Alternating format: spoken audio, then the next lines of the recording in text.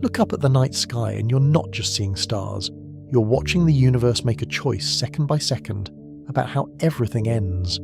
Space isn't only expanding, it's writing its own finale, and some finales are mercifully distant. So does space ever end? And which ending fits the universe we measure today? The slow fade into darkness, a cosmic tear, or a sudden death with no warning at all? The sky is not a backdrop, it is a moving boundary of what can ever be known. Even now, distance is turning into destiny, and causality is quietly being redrawn. Every point of light you see is a message with a travel time, and every silence is a clue. Cosmology begins with a hard constraint, nothing outruns light, and ends with a stranger one. The universe can expand so fast that tomorrow loses access to today. In this film, the end will not mean a wall you could fly into. It will mean an edge of reach, an edge of time, an edge of usable energy, or an edge of physics itself. We will start with what we can measure: redshifts, the faint afterglow of the early universe, and the large-scale scaffolding of galaxies. Those observations do more than describe where we are. They narrow the menu of endings that remain credible. Some fates begin as a slow administrative loss. Fewer collisions, fewer births of stars, fewer chances for structure to renew itself. Others are violent in a different way, not as an explosion but as the unbinding of what once held together. And one possibility is neither slow nor loud, because it would arrive without a horizon of warning. It would not announce itself with light or gravity. It would simply replace the rules inside a growing bubble, and the change would be already here. To follow these endings, we will rely on a small set of parameters with enormous authority, especially the pressure of dark energy, and whether it behaves like a constant. A number close to -1 sounds harmless, yet it decides whether expansion merely separates galaxies or eventually overwhelms every bond. Along the way, we will draw a careful line between the universe and the observable universe, between what exists and what can ever send a signal. We will meet the particle horizon that defines our past, and the event horizon that can erase our future, until even the evidence of origins becomes unreachable. From there, the story turns from spectacle to thermodynamics, where the most common ending is not fire but equilibrium. The universe does not need to run out of energy to end an era. It only needs to run out of differences, yet we will also confront endings where gravity returns as a verdict, where contraction could heat the cosmos and push physics to its limits. If a collapse can be halted and reversed, the question shifts. An ending becomes a transition, and a beginning may not be unique. Finally, we will descend to the smallest scales where our best theories disagree about the nature of space-time itself. If the stage is emergent, it can also fail, and the most unsettling end is the one that targets the meaning of after. By the time we return to the present, the night sky will feel different, less like scenery, more like evidence. The universe may not have a physical rim, but it does have a finite season for complexity, and we live inside its brightest chapter. Before we begin, let us know in the comments below where in the world you're watching from, and what time it is there. Now settle in for a journey. We will move from horizons and geometry to fading starlight, black holes, rips, crunches, bounces, and quantum rewrites. Then weigh which fate best matches the data. Each chapter tightens the options, until the remaining endings feel less like fiction and more like forecasts.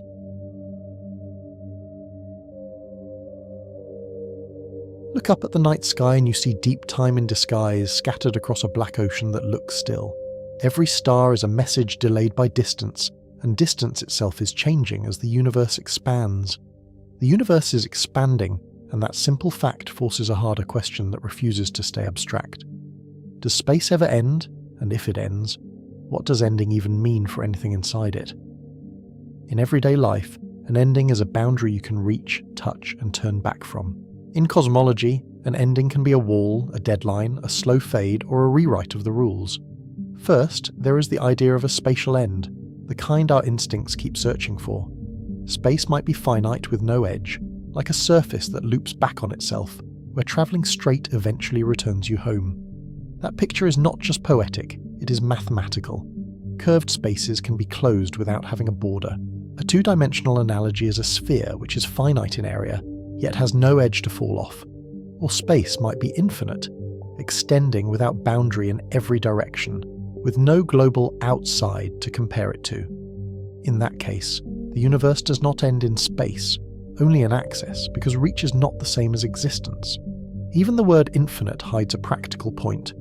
Our instruments do not survey infinity, they survey light. What matters to us is not how far space goes, but how far information can travel. Second, there is the idea of a temporal end, where the universe might have a last page.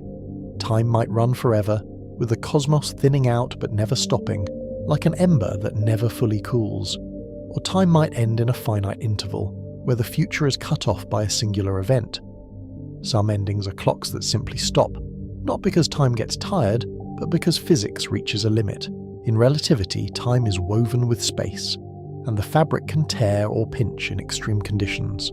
A finite time end means there is no extension of the cosmic timeline beyond a certain moment.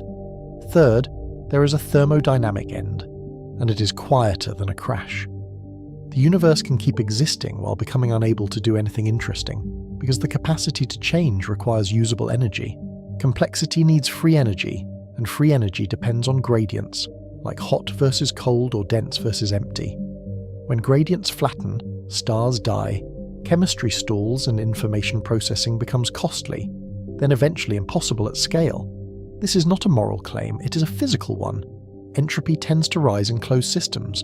The universe can be full of energy and still be dead, because that energy is spread too evenly to perform work. Fourth, there is a vacuum or state change, the most unsettling kind of ending because it looks like continuity until it doesn't. The universe can persist, yet the laws we rely on can fail, replaced by new constants and new particles. In quantum field theory, what we call empty space is not truly empty. It is a state with properties. If that state is metastable, a lower energy vacuum could exist, and a transition would rewrite the effective rules inside its expanding bubble. These four meanings overlap, but they are not the same, and that difference matters. The universe can be infinite in space and still end for us, because horizons can close around what we can ever influence.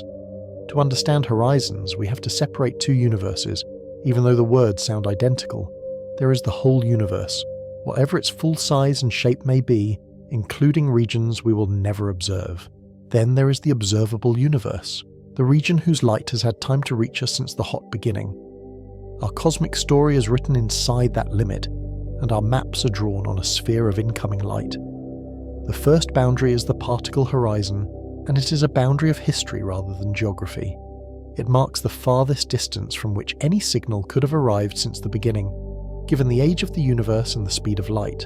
When we look toward that horizon, we are looking toward earlier and earlier times, until the universe becomes opaque.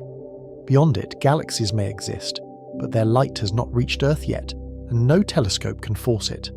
That is not a wall in space, only a limit in time, like a shoreline made of not yet.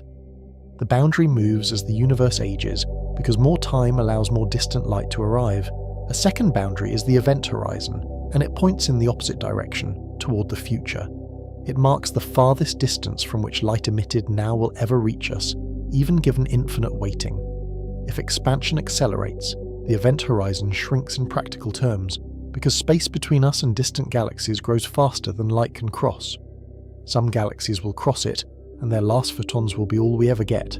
This is how the universe can hide itself without ending, and it is a subtle kind of loss. Space can keep growing while our accessible patch becomes lonelier and more silent, as if the cosmos is dimming by geometry. In visuals, imagine a glowing web of galaxies stretched on rubber, with threads thinning as the sheet expands. The web does not break everywhere at once, but distant knots slip away beyond a bright circle of reach. The evidence for expansion begins with Hubble's discovery, built on careful spectra and a bold interpretation. Distant galaxies show redshifts that scale with distance, as if space itself is stretching and lengthening the wavelength of light. Historically, this was not inevitable, because early 20th century astronomy was still debating whether nebulae were inside the Milky Way. When Edwin Hubble and others established that galaxies were separate islands, the redshift pattern became a cosmic clue. This is not debris flying through static space, like shrapnel from an explosion moving into emptiness. It is a metric expansion, where the ruler used to measure distance changes with cosmic time, so the separation between co-moving points grows. That distinction matters because relativity restricts motion through space, not the expansion of space itself. A galaxy can recede faster than light in terms of increasing distance, while locally no object outruns a nearby beam. The second pillar is the cosmic microwave background, the oldest light we can see, arriving from every direction. It is the afterglow of a hot early universe, cooled and stretched into microwaves as the universe expanded by a factor of about 1,000 since then.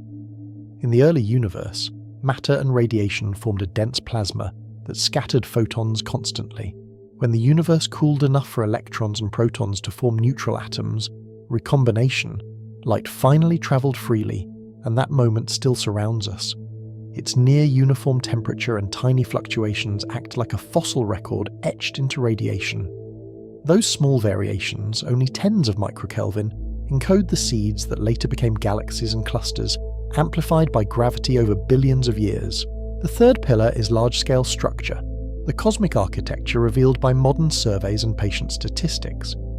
Surveys map how matter clumps into filaments and voids, matching growth from those early fluctuations, like a time-lapse of gravity at work.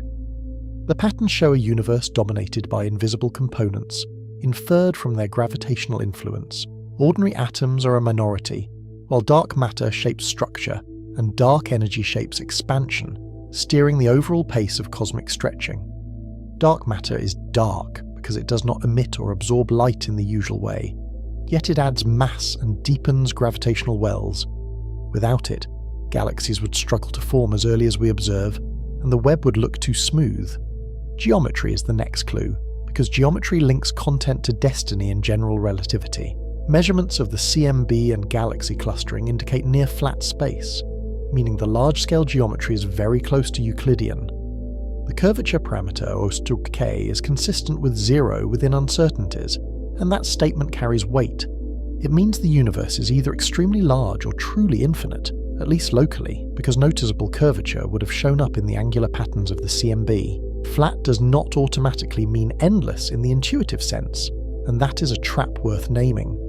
A finite universe can be unbounded, and a flat measurement can hide subtle global topology, like a video game world that wraps without obvious curvature.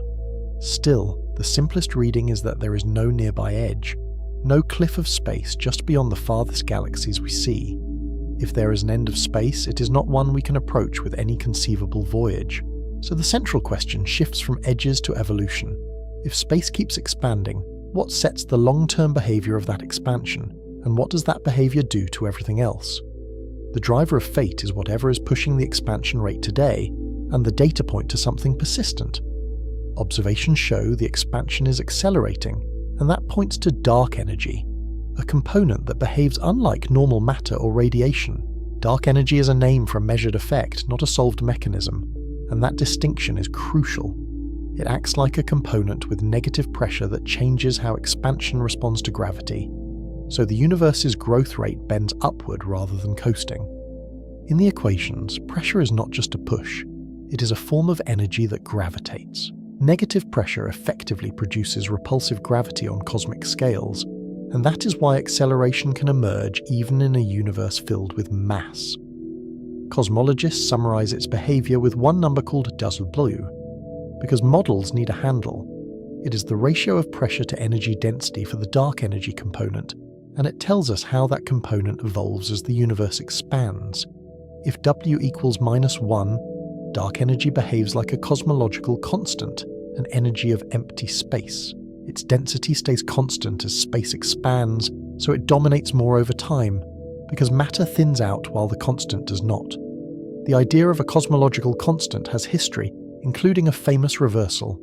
Einstein introduced it, then regretted it, then modern data revived it. Today it sits at the centre of our best-fitting model, even though its physical origin remains deeply puzzling. If W is greater than -1, the dark energy density can dilute as the universe grows, acceleration can weaken, and the far future can look less extreme, with horizons behaving differently and structure persisting longer. If W is less than -1, the density grows as the universe expands, and that is counterintuitive.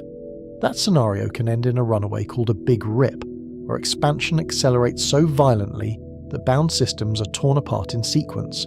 If W evolves with time, the universe can switch tracks without announcing the change. It can mimic a constant today while steering toward a very different ending later, which is why cosmologists chase not only a value, but a trend. This is why small measurement shifts matter, even when they sound like decimals in a table. A tiny change in W, or in how it changes, can flip the story from slow fading to cosmic rupture, or from eternal expansion to eventual reversal. We measure W by combining many lines of evidence, because no single probe tells the whole story cleanly. Supernova distances trace expansion history, baryon acoustic oscillations provide a standard ruler, and the CMB anchors early conditions with a precise snapshot. Type year supernovae work because they are remarkably uniform explosions, allowing astronomers to infer distance from brightness. In the late 1990s, teams using them found that distant supernovae were dimmer than expected, implying acceleration and launching the dark energy era.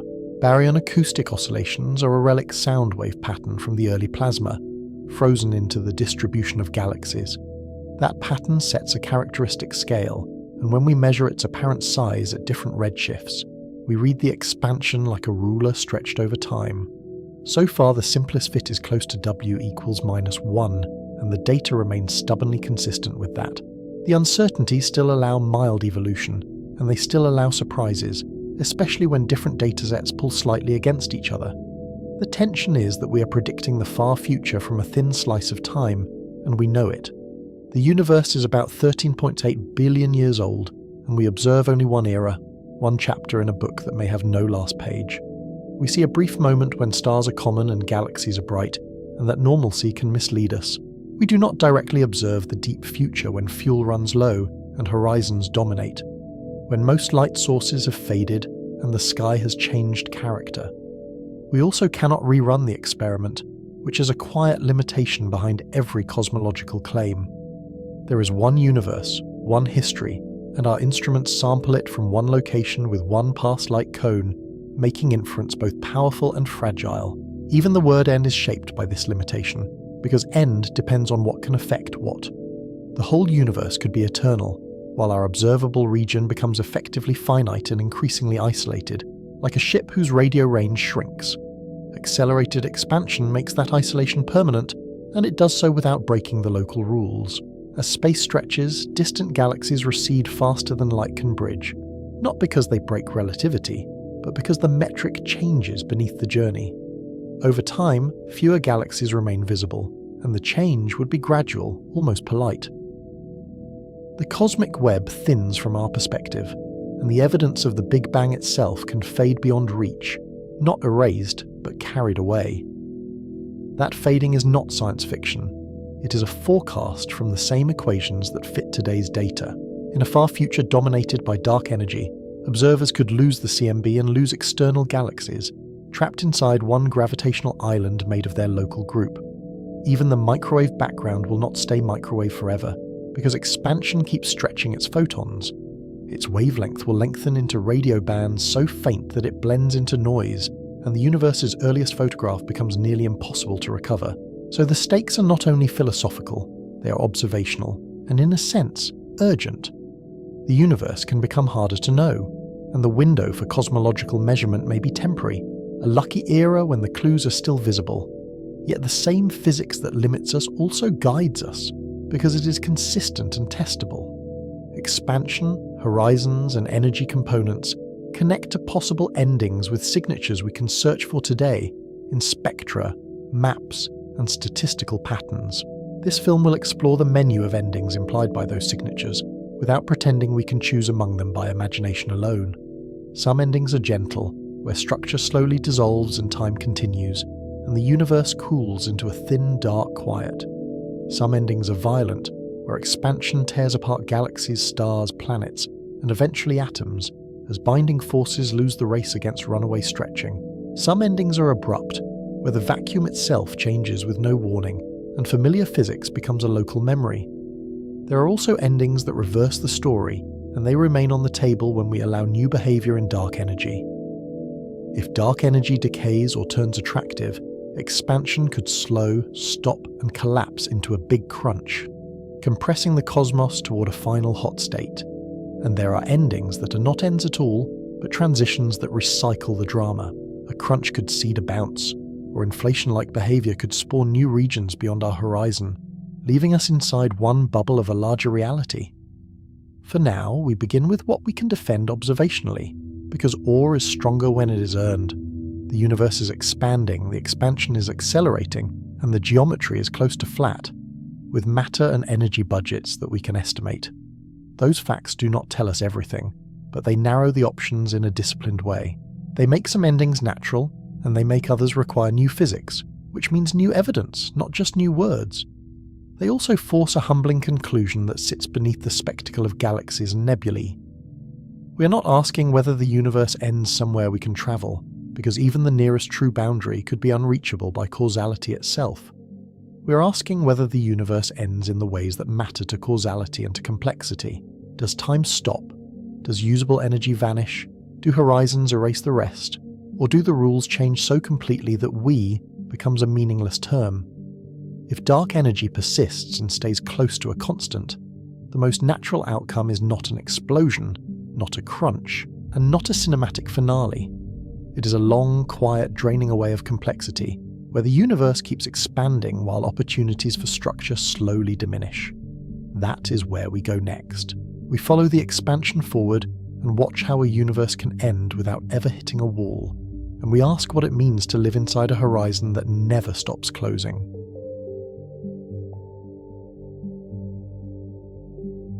Chapter 1 asked whether space ever ends, or whether access ends first.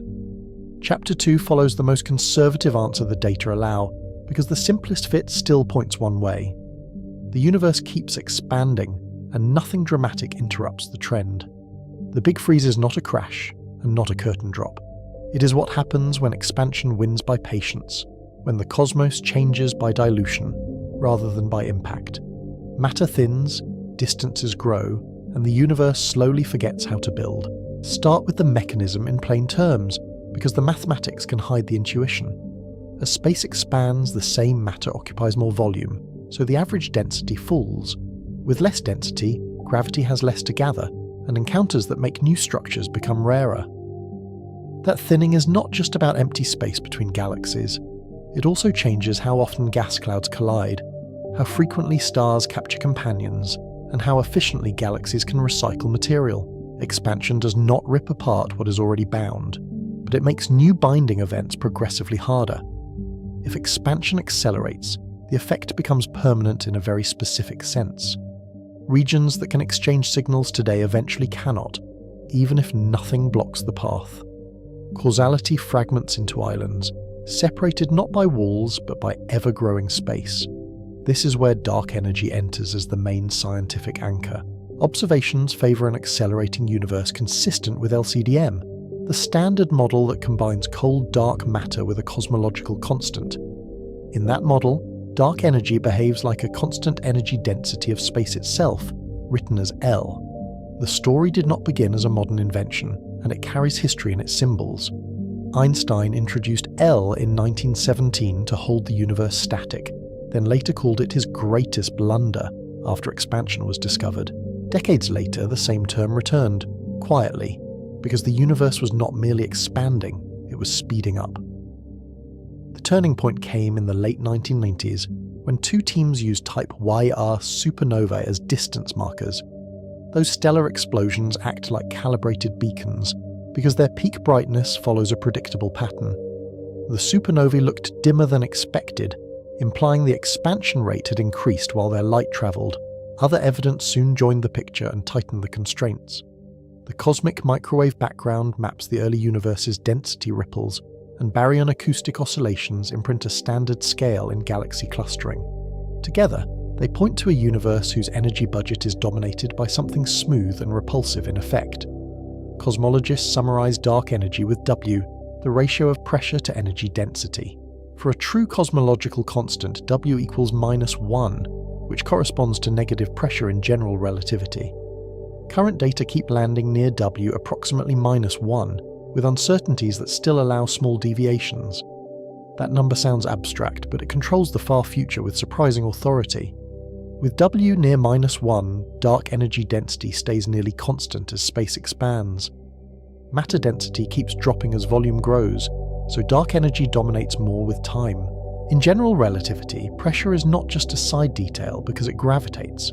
Positive pressure adds to attraction, while sufficiently negative pressure contributes to accelerated expansion.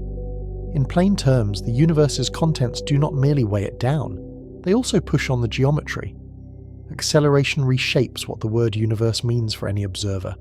The whole cosmos may be vast, even infinite, and it may contain far more than we will ever see. Yet each observer's reachable region becomes effectively smaller in influence because horizons harden. The event horizon is the key boundary here, and it is easy to confuse with other horizons. It is not the particle horizon that limits what we have already seen from the past. It is the future limit on what can ever reach us, even with infinite waiting. Think of a message sent today from a distant galaxy, travelling at light speed. If the space between us expands fast enough, the message can lose the race forever, always moving, yet never arriving. The horizon is not a place you hit. It is a limit built into the geometry. In an accelerating universe, distant galaxies drift toward that horizon in a way that looks almost gentle. Their light is stretched by redshift, and the arrival rate slows as time dilation grows. Eventually their last photons arrive, and then there is silence. Visually, it is a slow dimming rather than a sudden blackout. Spiral arms lose their crispness, colours drain toward red, and the sky's deep field becomes a thinner sprinkle. What once looked like a crowded city of galaxies becomes a sparse coastline of fading lights. This is not because galaxies physically disappear or fall off an edge. It is because their light can no longer reach the observer in a finite time. The universe does not end in space, but it ends in contact. The big freeze is often called heat death, but the phrase can mislead. The universe does not become hot and then die, as if it burned out like a flame. It becomes cold, diffuse, and thermodynamically exhausted, still real, but less capable. Thermodynamics can be stated without equations, though it has equations behind every sentence. Usable energy requires gradients, like hot versus cold or dense versus empty, because gradients can drive change. Expansion smooths those gradients, and entropy increases as the universe evolves. Entropy rising does not mean everything becomes identical instantly, and it does not mean disorder in a casual sense. It means the number of microscopic arrangements compatible with the same large-scale state grows. Order becomes harder to maintain because there are more ways to lose it than to keep it. Complexity becomes expensive, then impossible at large scales, because complexity needs steady flows. A living cell, a machine, or a star all depend on energy moving from high potential to low potential. When the difference fades, the process stalls. Now place this into a timeline, because dread needs scale to become legible. The universe today sits after the peak of star formation, already past its brightest creative surge. The cosmic star formation rate rose early, peaked billions of years ago, and has been declining. That decline is not a mystery, and it is not only about time passing. Galaxies turn gas into stars, and the cold gas supply is finite and increasingly hard to keep cold. Feedback from stars and black holes heats and ejects gas, slowing future births. In the early universe, gas was abundant and galaxies were compact, so collisions were frequent. Dense environments helped clouds collapse, and young galaxies blazed with short-lived massive stars. That era built heavy elements quickly, seeding later planets and chemistry. In the next tens of billions of years, the bright era continues but thins. Many galaxies still form stars, but at a reduced pace as their reservoirs are consumed.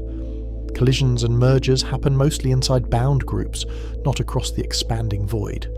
Gravitationally bound structures resist expansion locally because their internal gravity overwhelms the gentle stretching of space.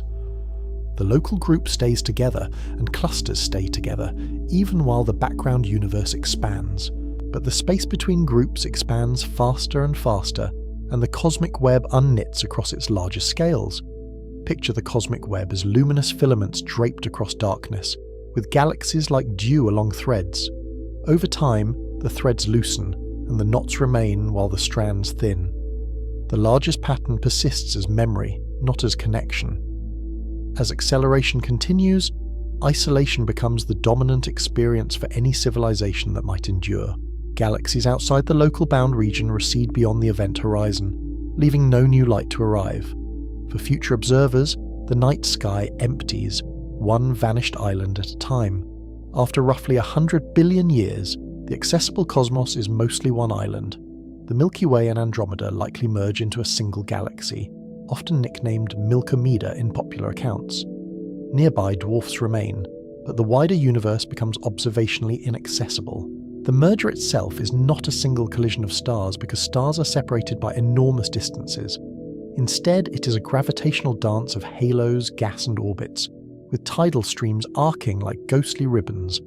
Over billions of years, the two disks blur into an elliptical-like remnant. The cosmic microwave background also fades from relevance, even though it never truly goes away. Expansion keeps stretching its photons to longer wavelengths, lowering their energy as the universe grows. Eventually, that relic radiation becomes so cold and so diffuse that it is effectively undetectable. Today, the CMB is a microwave glow at about 2.7 Kelvin, a near-perfect blackbody spectrum with tiny anisotropies. In the far future, it will be redshifted into radio wavelengths so long that detectors would need to be impossibly large. Even then, foreground noise and quantum limits would bury the signal. In that far future, an astronomer could misread reality, not from ignorance, but from missing evidence. With no external galaxies visible and no CMB to measure, the case for a hot beginning becomes hidden. Cosmology becomes a local science with missing chapters. The irony is sharp. The universe's origin would still be true, but it would become harder to infer. The best clues would be locked inside local chemical abundances and stellar archaeology. Even those clues would fade as stars age and remnants dominate. While horizons isolate, stars continue their slower internal clocks, indifferent to the emptiness beyond. The stellar population shifts toward long-lived, low-mass stars because they are efficient and patient. Red dwarfs dominate because they burn fuel slowly and can shine for trillions of years. A red dwarf is small, cool and steady, often only a fraction of the Sun's mass. Its core burns hydrogen at a measured pace, and convection can mix fresh fuel inward. That mixing lets it use a larger fraction of its hydrogen, extending its lifetime enormously. Massive stars are brief and violent, and they are front-loaded in cosmic history. They live fast, explode as supernovae, and enrich galaxies early with oxygen, iron and other heavy elements. In the big freeze future, those fireworks become rare memories. As time stretches to trillions of years, star formation approaches zero, not because physics changes, but because the raw material is gone. Gas is locked into small stars, remnants and compact objects, while the rest is heated or expelled. Without cold gas clouds, new stars cannot ignite, and galaxies become museums of old light. The last star-forming pockets would be sheltered places where gas can cool, perhaps in the deep centres of bound galaxies. Even there, the supply dwindles and each new star is a smaller victory. The universe's luminous inventory becomes dominated by faint reddish points. Red dwarfs eventually exhaust their hydrogen, but they do it slowly enough to make the word eventually feel inadequate. Many will never become red giants like the Sun, because their internal structure prevents the same dramatic shell burning. They fade into degenerate remnants, leaving behind cooling embers rather than spectacular finales. White dwarfs accumulate as common endpoints of stellar evolution, especially for Sun-like stars. They start hot, compressed by gravity until electron degeneracy pressure halts further collapse. Over unimaginable spans, they cool, radiating away their stored heat into an ever colder universe. Given enough time, white dwarfs approach the background temperature, becoming nearly invisible black dwarfs in the dark. This is a theoretical endpoint because the universe is not old enough yet for any to exist. In the big freeze timeline, it becomes a routine state. Neutron stars persist as dense relics of earlier massive stars, packing more mass than the Sun into a city-sized sphere. They cool, spin down and become quiet, their magnetic beacons fading as rotational energy drains. Their presence matters gravitationally, but they contribute little light to the cosmic ledger. Black holes become the most durable engines of gravity, and in many ways the most dramatic survivors. They grow through mergers inside bound systems, swallowing stars and compact remnants that wander too close.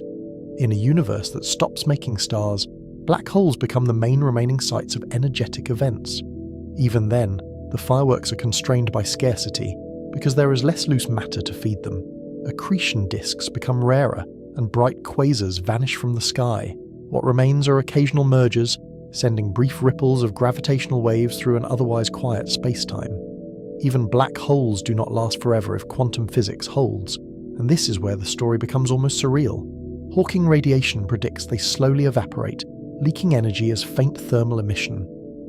The timescales are extreme, up to 1067 years for stellar mass holes and far longer for supermassive ones. The mechanism is subtle, and it does not require matter to fall in. Quantum fields near the event horizon allow particle pairs to form, with one escaping and the other effectively reducing the hole's mass. In plain language, the black hole pays the bill for the radiation with its own mass. Those numbers are not decoration, they are the point. The Big Freeze is an ending that takes its time, stretching patience into a physical parameter. It replaces catastrophe with waiting, and it makes duration itself feel like pressure. As black holes evaporate, the universe becomes even more dilute, because the last concentrated masses unwind into radiation. The remaining particles are low-energy photons, neutrinos, and whatever stable matter persists. Everything trends toward a thin bath near absolute zero. The phrase near absolute zero is not a promise of reaching a perfect limit. Temperature continues to fall as expansion proceeds, but it approaches zero asymptotically, always getting colder without a final moment of completion. The universe becomes a place where change is possible in principle, yet vanishingly unlikely in practice. Temperature is not just a comfort metric, it is a measure of motion and possibility. As the background temperature drops, chemical reactions slow, because fewer particles have enough energy to overcome barriers. Eventually, even rare interactions become too infrequent to sustain complex systems. This is the core thermodynamic claim, stated in human terms. Life and machines need free energy, which means a difference that can be exploited and a pathway to dump waste heat. When the universe is almost uniform, there is little left to extract, and computation becomes costly. One can imagine pockets of activity lasting longer than the average, and the laws do not forbid local persistence. A bound system can keep gradients for a while, and clever structures could ration energy over vast times. Yet the global trend is relentless, because expansion and entropy keep erasing the conditions that made complexity easy. The Big Freeze also reframes the central question about space ending, because the edge is not the threat. Space may not have an edge, and it may grow without limit, adding volume without adding new matter. Yet the era when the universe is bright, connected and fertile is finite. In LCDM, that finiteness is not a guess, it is a consequence of the equations. With L dominating, the scale factor grows exponentially in the far future, and exponential growth is unforgiving. It turns separation into destiny, and destiny into isolation. This is why the Big Freeze is treated as the baseline expectation, the default ending in modern cosmology. It requires no exotic new physics beyond what already fits the data across multiple probes. It assumes dark energy stays close to a constant, and the universe keeps accelerating gently. It also explains why the ending feels like abandonment rather than destruction. Nothing comes to smash galaxies apart, and nothing arrives to reset the clock with a bang. Instead, the universe expands them away from one another until they cannot share light, matter, or history. The dread is geometric and temporal, not explosive, and that difference matters. The sky empties because horizons close, not because objects are annihilated.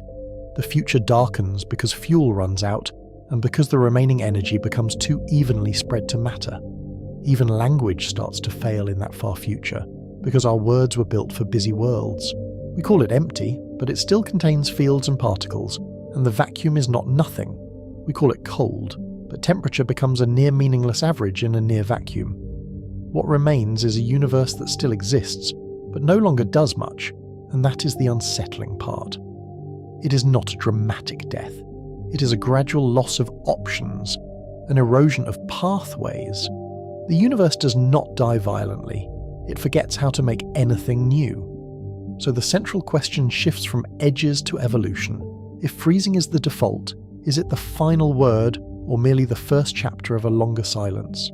Are there hidden clocks in dark energy, quantum fields, or gravity that change the script later?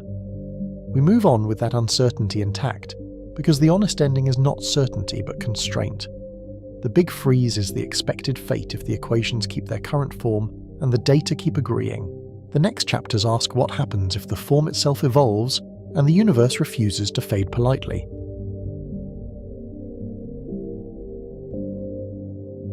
Chapter 2 ended with a universe that freezes by dilution, not by impact, and the camera pulled back on a cosmos that simply thins. Chapter 3 pushes that freeze to its logical limit, heat death, the thermodynamic end state that arrives by patience rather than violence. Heat death is not nothingness, and it is not a final blackout where existence switches off. It is maximum entropy for the accessible universe, an equilibrium so uniform that no macroscopic work can be extracted, even though energy still fills space.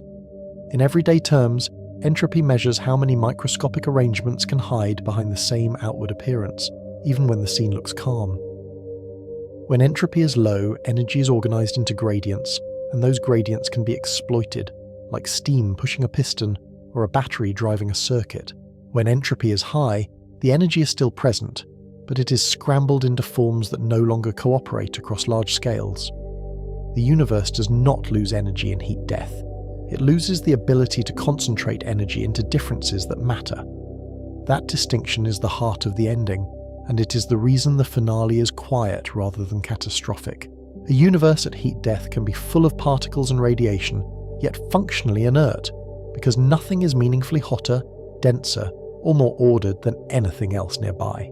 Without gradients, there is no engine, no chemistry at scale, and no sustained complexity, because complexity needs a steady flow.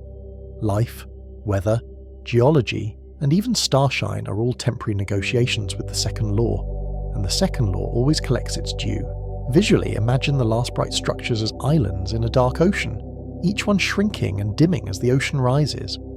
The cosmic microwave background cools with expansion, the starlight fades, and the sky becomes a near-perfect black, punctured only by rare, fading embers. Even the idea of cold changes as the universe stretches, because temperature is tied to typical particle energies. As photons redshift, their wavelengths lengthen, and their once warm glow becomes a radio hush spread thin across immense volumes. In the far future, the universe becomes a test of what can still hold structure when everything else runs down.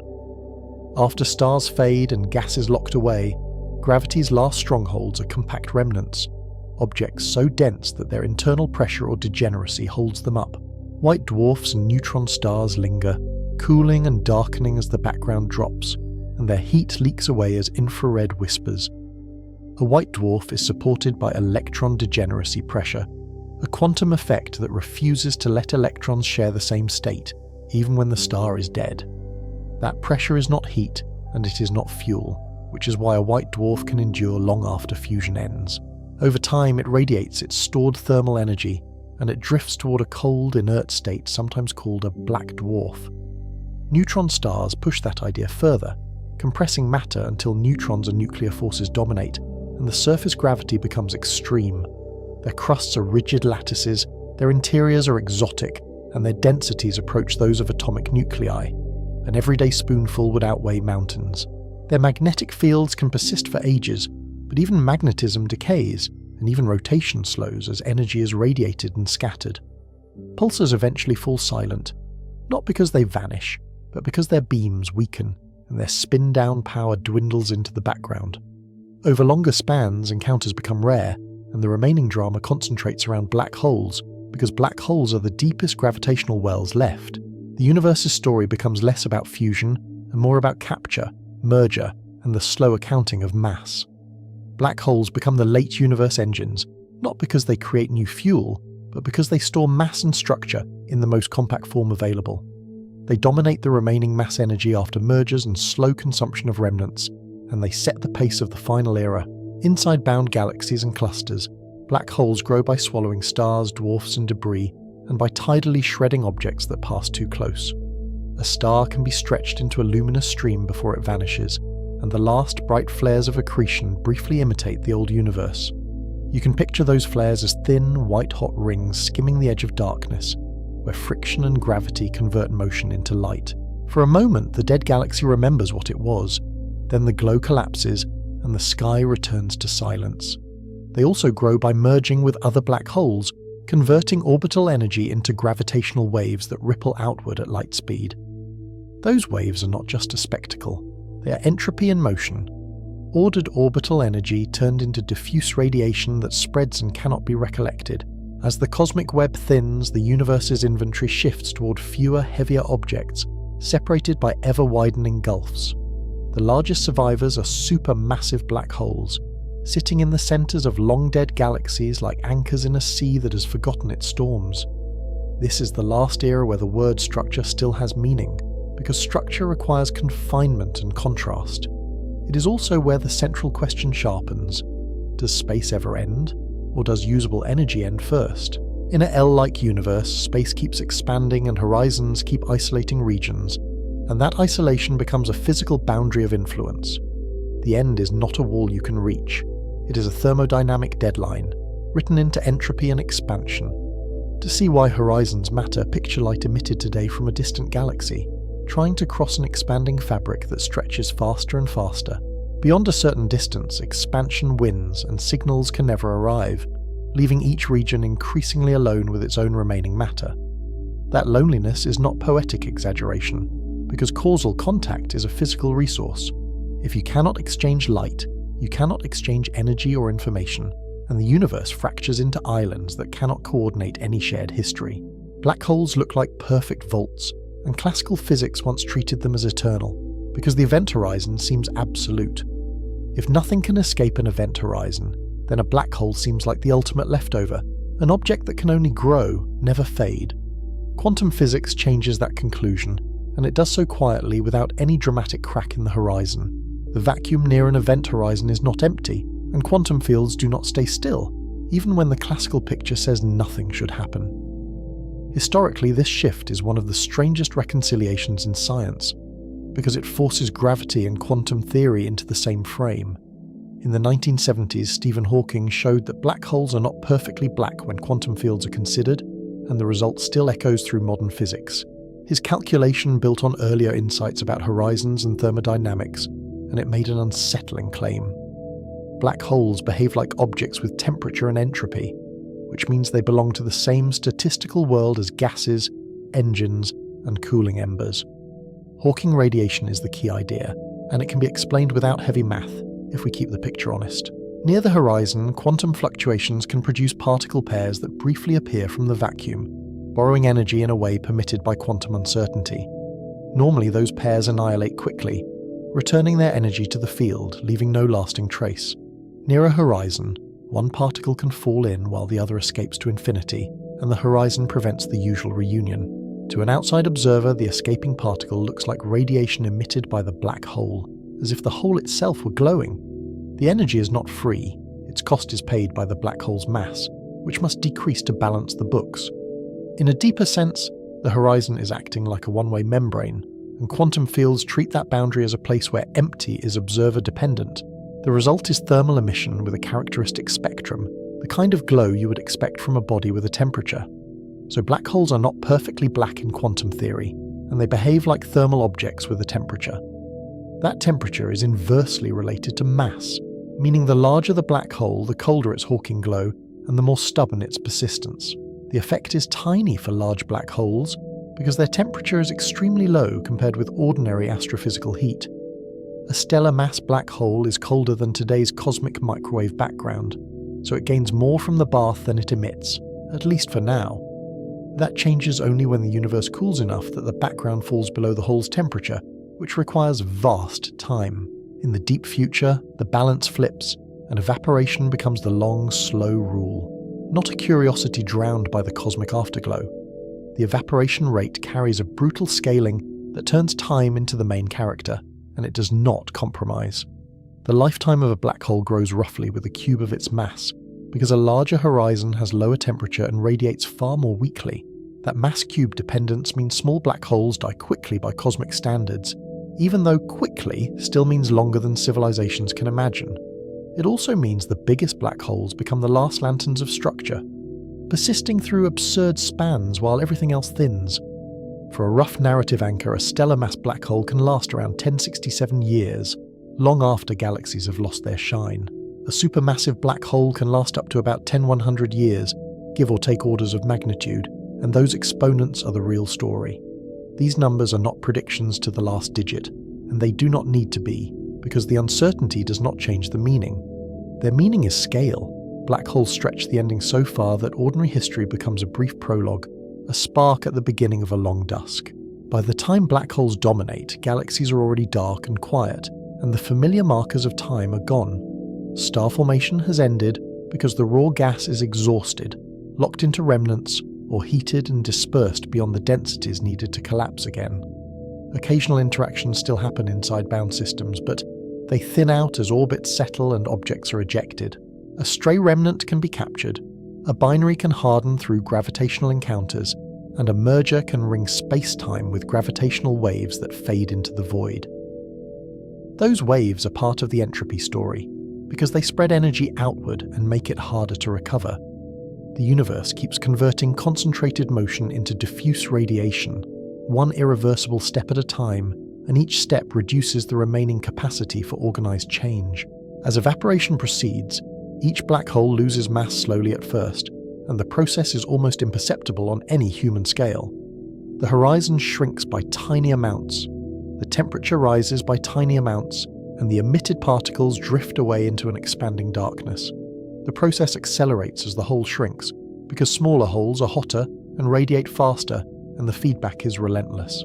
Late in its life, a black hole's temperature rises, and the emission becomes more energetic, shifting from unimaginably cold photons to higher energy particles. For small enough masses, the final stage becomes a brief burst compared to its earlier patience, a last flare after a near eternity of quiet leakage. Even that burst is not a cosmic fireworks show across the universe, because horizons isolate regions, and the event is local. In the far future, the last supermassive holes evaporate in their own isolated domains, far beyond any shared sky. When they go, the universe loses its final large reservoirs of low-entropy structure, its last places where mass is concentrated enough to matter. What remains after evaporation is not a void in the everyday sense, because emptiness is a human word for a human scale. It is a thin bath of particles, mostly low-energy photons, neutrinos, and light leptons, drifting through expanding space like scattered ash. Photons dominate because they are stable and easy to produce, and they can persist as the universe stretches their wavelengths. Neutrinos are even more elusive, barely interacting with anything, and in the far future they become part of the background that is present but untouchable. If protons are stable, some ordinary matter could persist as isolated particles and occasional bound leftovers, though chemistry becomes a rarity. If protons decay, then even that last atomic identity dissolves into radiation and lighter products, and the universe's remaining stuff becomes simpler. Proton decay is an open question, because it has never been observed, despite decades of careful searches in deep underground detectors. Many grand unified theories predict it, because they merge forces at high energies and allow baryon number to be violated, but experiments have only set lower bounds. Those bounds are already enormous, implying lifetimes beyond 10 to 34 years, which is still tiny compared with black hole timescales. If proton decay happens, it changes the late-time chemistry by erasing baryonic matter long before black holes finish evaporating, and it makes the universe smoother sooner. Dark matter adds a second uncertainty, because we still do not know what it is, only what it does gravitationally. If dark matter can decay or annihilate, it could inject energy and particles into the far future, creating faint sporadic flashes in an otherwise quiet cosmos. If dark matter is perfectly stable, it becomes another long-lived reservoir of mass, though it may never clump into anything new. If it is not, then its disappearance further smooths the universe toward equilibrium, and the last gravitational scaffolding weakens.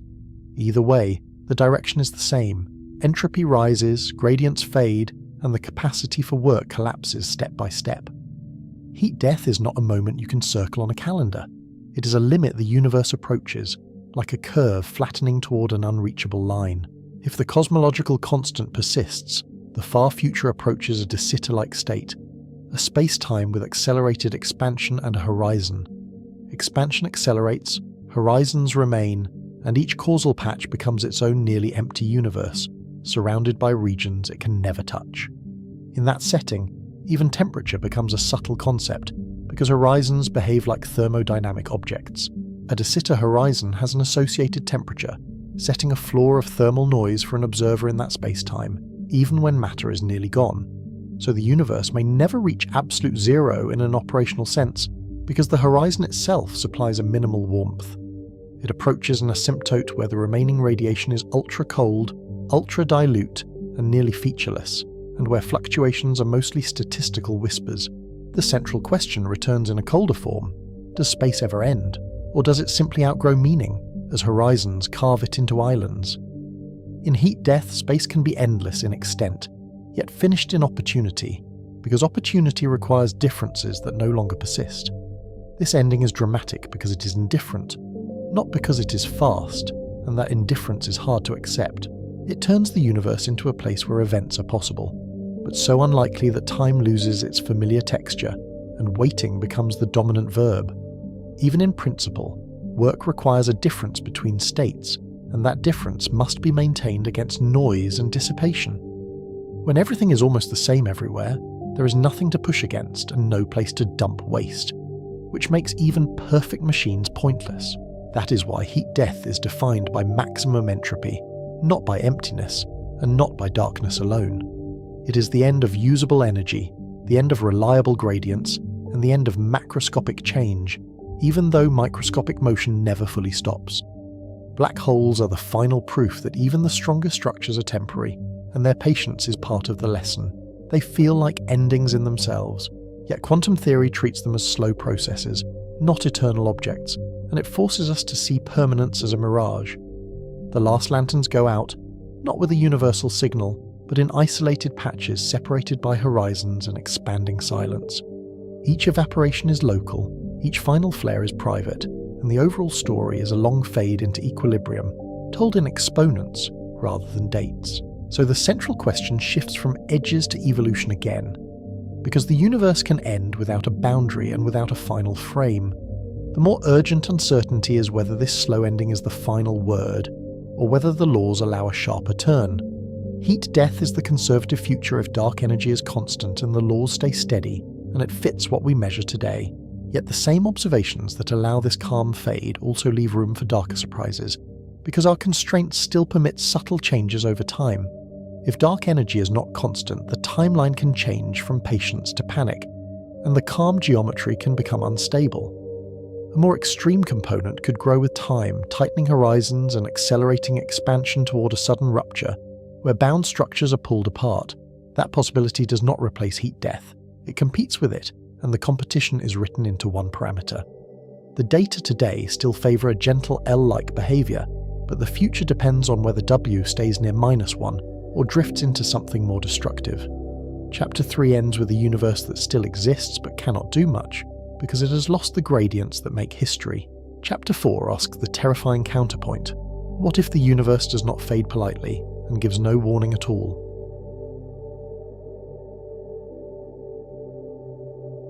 Chapter 3 ended with a universe that still exists, but cannot do much, because energy spreads thin and temperatures drift toward uniformity.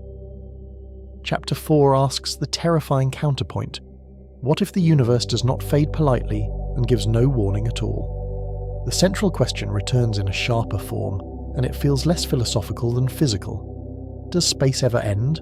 Or can expansion itself become the ending, turning distance into a destructive force? In the Big Freeze, expansion separates what is already separate, while bound systems stay intact, and local physics keeps its familiar rules. The Big Rip changes one assumption: dark energy does not stay constant, and it grows stronger as the universe grows. To understand why that single change matters, picture the cosmic scale factor as a dial that controls every large distance. In standard acceleration, the dial turns steadily, but in a rip scenario it begins to spin faster and then faster. Cosmologists summarize dark energy with one ratio, W, the pressure divided by energy density. It sounds like bookkeeping, yet it decides whether acceleration stays gentle or becomes runaway. Pressure is not merely a push in cosmology, because in general relativity it contributes to gravity. In plain terms, the universe responds not only to mass energy, but also to how that energy presses on space-time.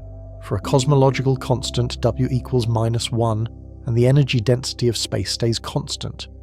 As volume increases, matter thins, but dark energy does not dilute, so it dominates. This idea has a history, and it is worth pausing on it for a moment. Einstein introduced the cosmological constant to hold the universe static, then called it a blunder, and later, observations resurrected it as the simplest driver of acceleration. Phantom dark energy is the more extreme case, where it was less than -1. In that regime, the energy density increases as the scale factor increases, and acceleration feeds on itself. The idea is counterintuitive because most things dilute when space expands, including radiation and matter. Phantom energy does the opposite, so the universe gains effective repulsive power as it grows larger. You can see the contrast in the scaling laws that cosmologists use as shorthand. Matter density falls roughly as a to the -3, radiation falls as a to the -4, but phantom energy rises as the universe stretches. In general relativity, negative pressure can drive accelerated expansion because pressure gravitates. With W below -1, the equations predict a future where the scale factor diverges in finite time. That phrase matters, finite time, because it changes the emotional geometry of the future. The universe does not need eternity to become enormous, because the growth accelerates so hard that infinity arrives on a clock. If W stays below -1, the Hubble rate increases instead of settling, and the expansion becomes a rising tide. Eventually, the expansion rate is not just a background trend, but a competing force against binding. This is the conceptual drama of the Big Rip, and it is easy to misimagine it as an explosion. The universe does not collapse inward, and it does not explode outward from a center, because there is no center. What changes is the metric, the rulebook that tells you what counts as distance from one moment to the next. Space itself becomes a tearing field, and everything that relies on proximity is challenged. To make the threat legible, build the ending as a countdown, because scale matters more than spectacle. The rip does not arrive everywhere at once in human terms, because different structures have different binding strengths. Start with the largest bound systems, where gravity is weakest per unit size and the margins are thin. Galaxy clusters are held together by a shallow gravitational glue, spread across millions of light years. Visually, a cluster is a city of galaxies, with hot gas glowing in X-rays between them and dark matter, providing most of the mass. The galaxies orbit in a common gravitational bowl, and that bowl is wide and surprisingly shallow. As phantom energy strengthens, the expansion-driven stretching across a cluster grows faster than the cluster can respond. At a certain point, the cluster's galaxies no longer remain bound, and the cluster dissolves. This is not galaxies being flung by an explosion, and there is no shockwave to film. It is their shared gravitational well becoming too weak to keep up with the accelerating metric expansion. The sky would change in a subtle, chilling way, because the cluster's architecture would lose its coherence. Galaxies that once traced slow arcs would begin to drift, and the idea of a stable neighbourhood would quietly fail. After clusters unbind, the countdown moves inward to individual galaxies, where gravity is stronger and orbital speeds are higher. A galaxy is more tightly bound than a cluster, yet its outer halo is still a delicate balance of orbital motion and gravity. The halo is also where dark matter dominates, shaping rotation curves and stabilizing the disk. Those distant stars are held by a gentle pull over tens of thousands of light years, and gentle forces are the first to lose.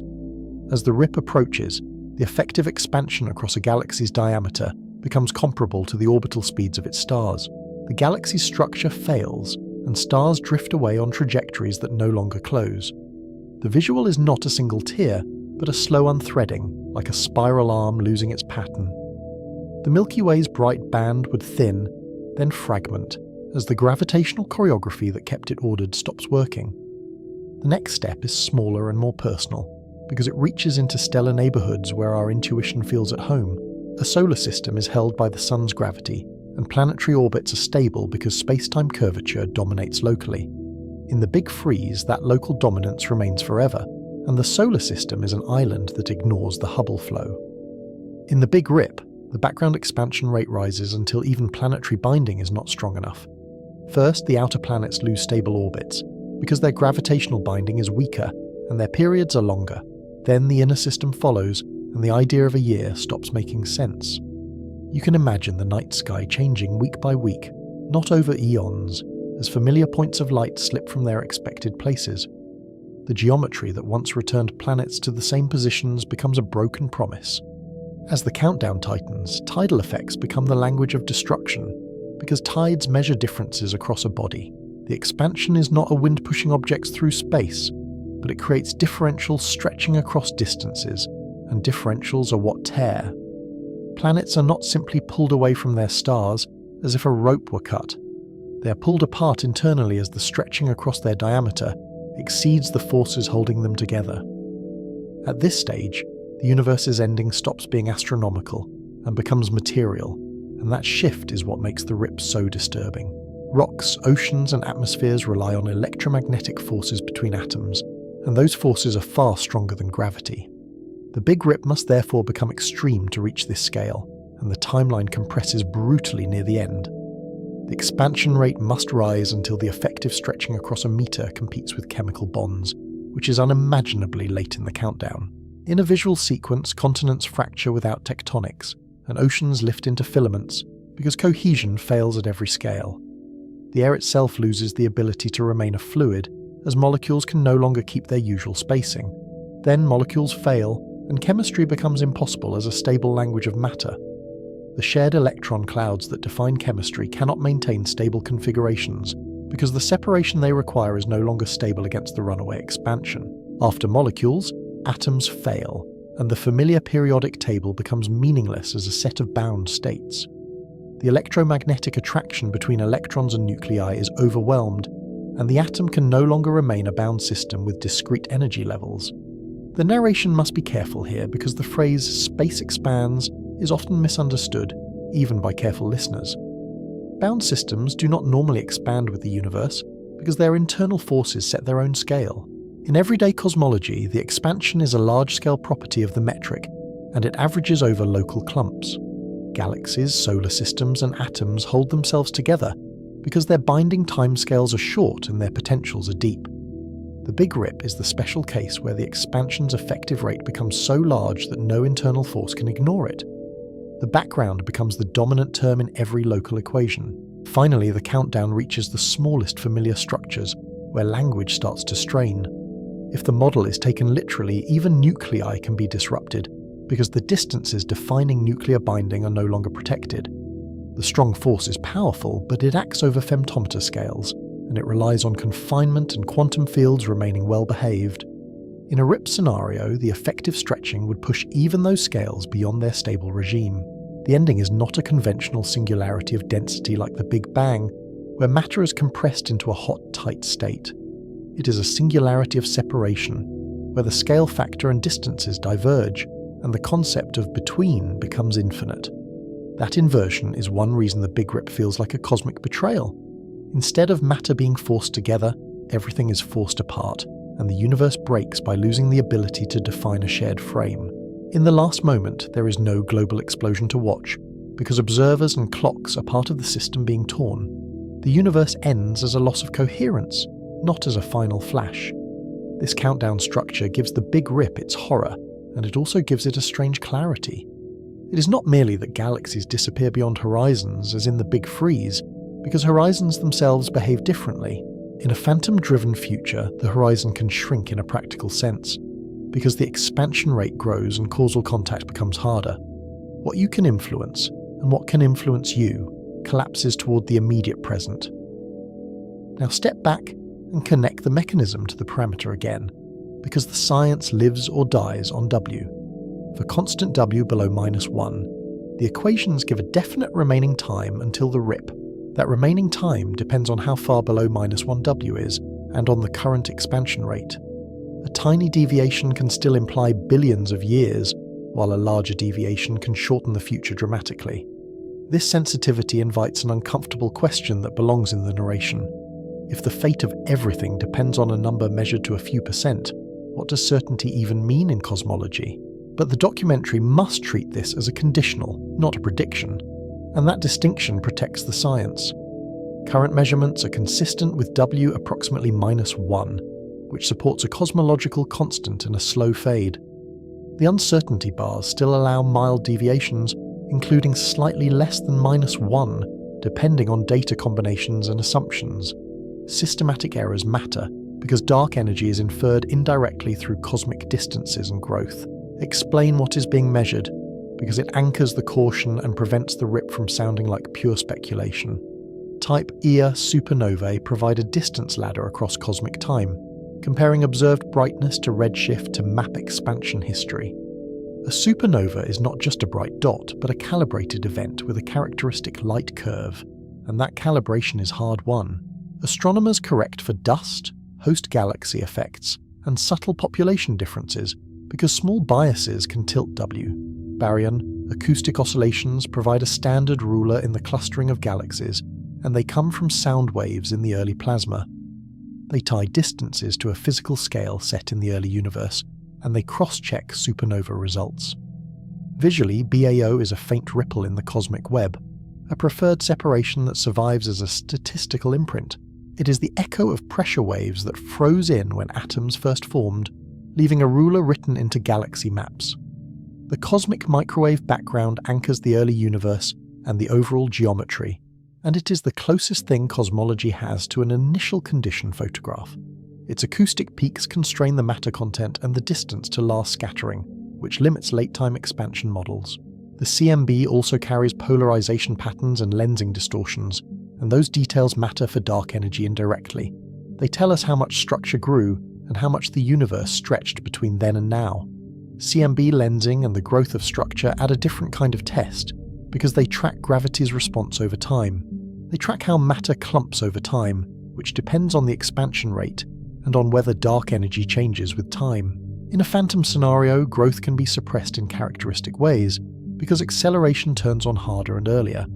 So surveys that map weak lensing shear, galaxy clustering, and redshift space distortions become part of the same forensic case. Together, these probes constrain not only W today, but its possible evolution with the scale factor, often written as WA. A time-varying W can mimic W below -1 at some epochs, without committing to a rip. That is why the Big Rip remains a possibility rather than a conclusion, and why the narration must hold its suspense carefully. The data do not demand phantom energy, and the simplest model still fits, but the door is not mathematically sealed. There is also a theoretical warning label that belongs beside the observational caution, because not every equation describes a stable universe. Phantom energy often violates standard energy conditions, and it can introduce instabilities in quantum field theory, depending on how it is modelled. In plain language, some phantom models behave as if the vacuum has the wrong sign of kinetic energy, which can make the theory want to decay. Physicists debate whether more sophisticated frameworks can avoid that pathology, or whether phantom behaviour is a mirage.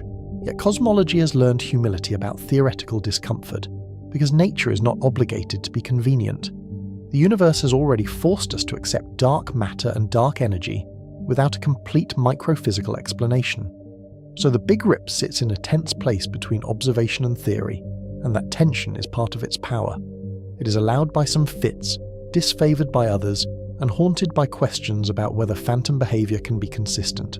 Return to the central question, because this chapter is about what it means for space to end, not merely how it expands. In the Big Rip, space does not end by running out, and it does not end by closing. Space ends as a relationship, and that phrasing matters because physics is built on relations. Distances grow so fast that the concept of a stable separation fails, and the universe loses the ability to define persistent structures. That makes the Big Rip an inversion of the usual apocalypse, and it challenges our instincts about gravity. Gravity does not win, and matter does not collapse into a final crunch. The cosmos dies by overexpansion, as if the geometry itself becomes too eager. The countdown also reframes time in a brutal way, because it turns the far future into a schedule. The far future is not always a slow fade measured in exponents, because one parameter shift can turn patience into a deadline. If W is exactly -1, the universe approaches a De Sitter-like future with horizons and heat death, and the drama is quiet. If W is below -1 and stays there, the future has a last day. Even if the rip is not our fate, it teaches a general lesson about cosmology that is hard to unlearn. The universe's ending is controlled by the properties of the vacuum, and the vacuum is not yet fully understood, so the narrative must hold two truths at once, and neither is comforting in the long view. The most consistent reading of the data still points toward a gentle L-like acceleration, and the big freeze remains the baseline. Yet the same data leave room for subtle evolution, and subtle evolution can have violent consequences. The terrifying part is not certainty, it is sensitivity. Now pivot toward what comes next, because this chapter's ending must open a new door rather than close the story. The Rip is a dark energy-driven apocalypse, where expansion becomes the force that unbinds reality. But there is an older, classical ending that depends not on dark energy's strength, but on whether gravity can reclaim the cosmos. The next chapter turns from runaway expansion to the possibility of a universe that reverses direction.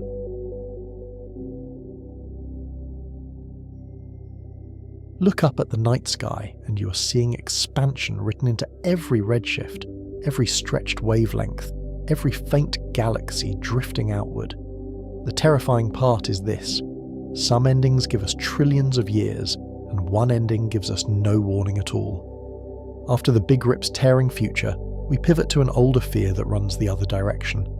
The Big Crunch is gravity's comeback, an ending where expansion slows, halts, and reverses until everything falls inward. This chapter returns to the central question in its sharpest form: does space ever end? And if the universe has an ending, which scenario matches what we observe? The crunch forces us to separate two ideas we often blend together: geometry and destiny, and to ask which one the data truly constrain. The Big Crunch begins as a bookkeeping problem that becomes a fate.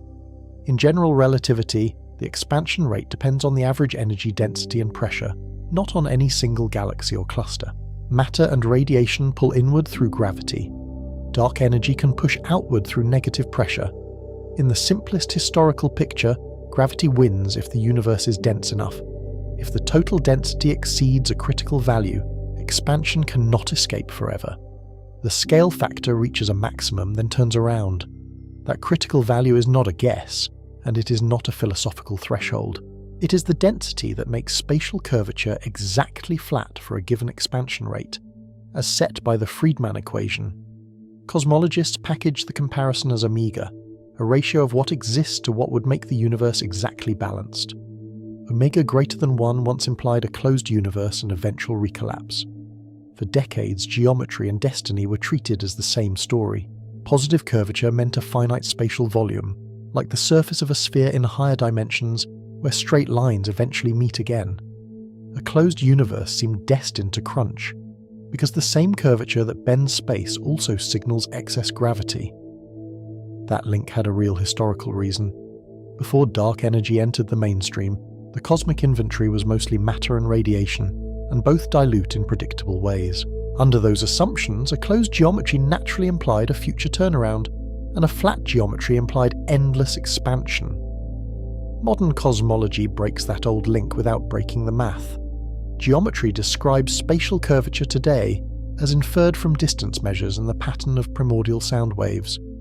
Fate depends on the full energy budget and how each component evolves with expansion. Dark energy is the reason the separation matters. A cosmological constant stays constant as space grows. Its energy density does not thin out as volume increases.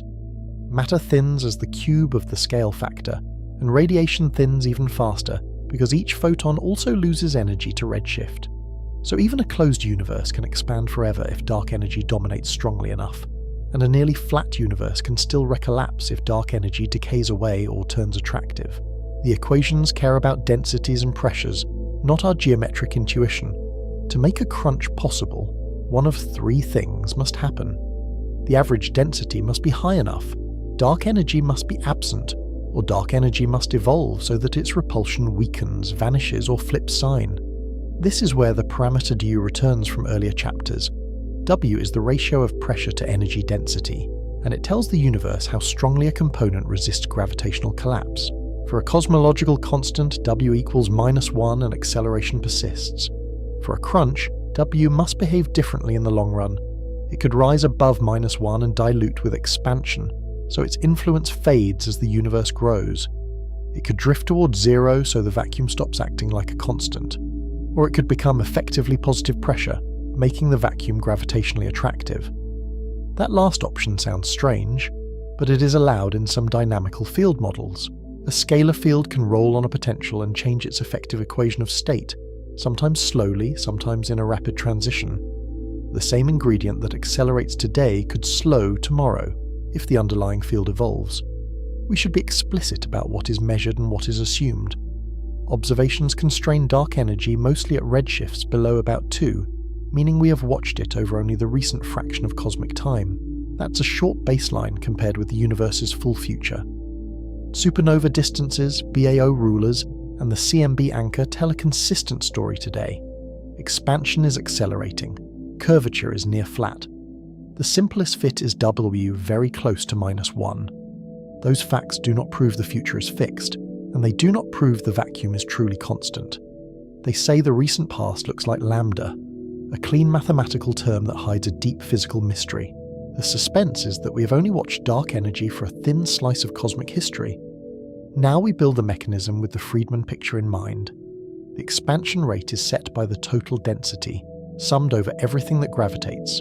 The deceleration or acceleration is set by density plus 3 times pressure, a compact rule with enormous consequences.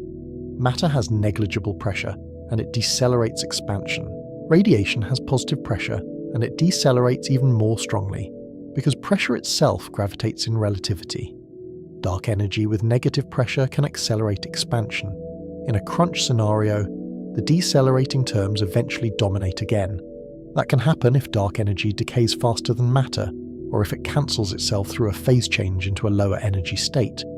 Once the net effect becomes decelerating, the Hubble rate falls. At first, the change would not look like a catastrophe. Distant galaxies would still recede, but the rate would slow, and the cosmic future would quietly reopen. The event horizon that formed under acceleration could weaken or disappear, letting more of the universe come back into causal contact. Then comes the turning point that defines the crunch. The expansion rate reaches 0 at a maximum scale factor, a moment that is global in the equations even if no observer feels a sudden jolt. After that moment, the sign flips. Distances between unbound galaxies begin to shrink. It is important to say what is shrinking. Space is not moving through a background, and galaxies are not falling into a central point like debris in a pit. The metric scale factor is changing, and the geometry that once stretched wavelengths now compresses them. The Big Crunch is often described as a mirror of the Big Bang. In the Big Bang, the universe expands from a hot, dense state. In the crunch, the universe returns toward a hot, dense state. That mirror is not perfect, and the differences matter. The early universe was smooth with tiny fluctuations, a nearly uniform plasma with slight ripples that later became galaxies. The late universe is clumpy with galaxies, black holes, and long-lived remnants, and those structures change how collapse proceeds. So the collapse begins in a universe already structured and already aged.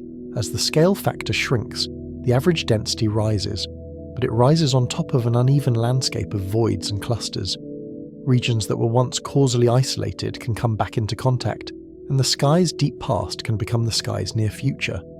The cosmic microwave background becomes a key narrator of the reversal.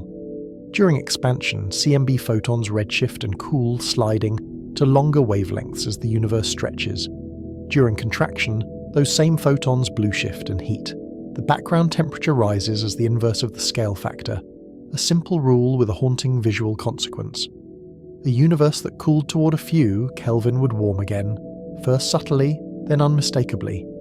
The sky would brighten in microwave, then infrared, then visible, as the spectrum shifts upward. As contraction proceeds, galaxies approach each other instead of drifting apart. Encounters become more frequent, and the quiet outskirts of the cosmic web turn into crowded lanes. Tidal interactions strip stars and gas. Mergers become the dominant mode of change. Collisions would not be evenly distributed because gravity amplifies inhomogeneity. Dense regions collapse faster, and their gravity deepens as they concentrate. Voids empty out.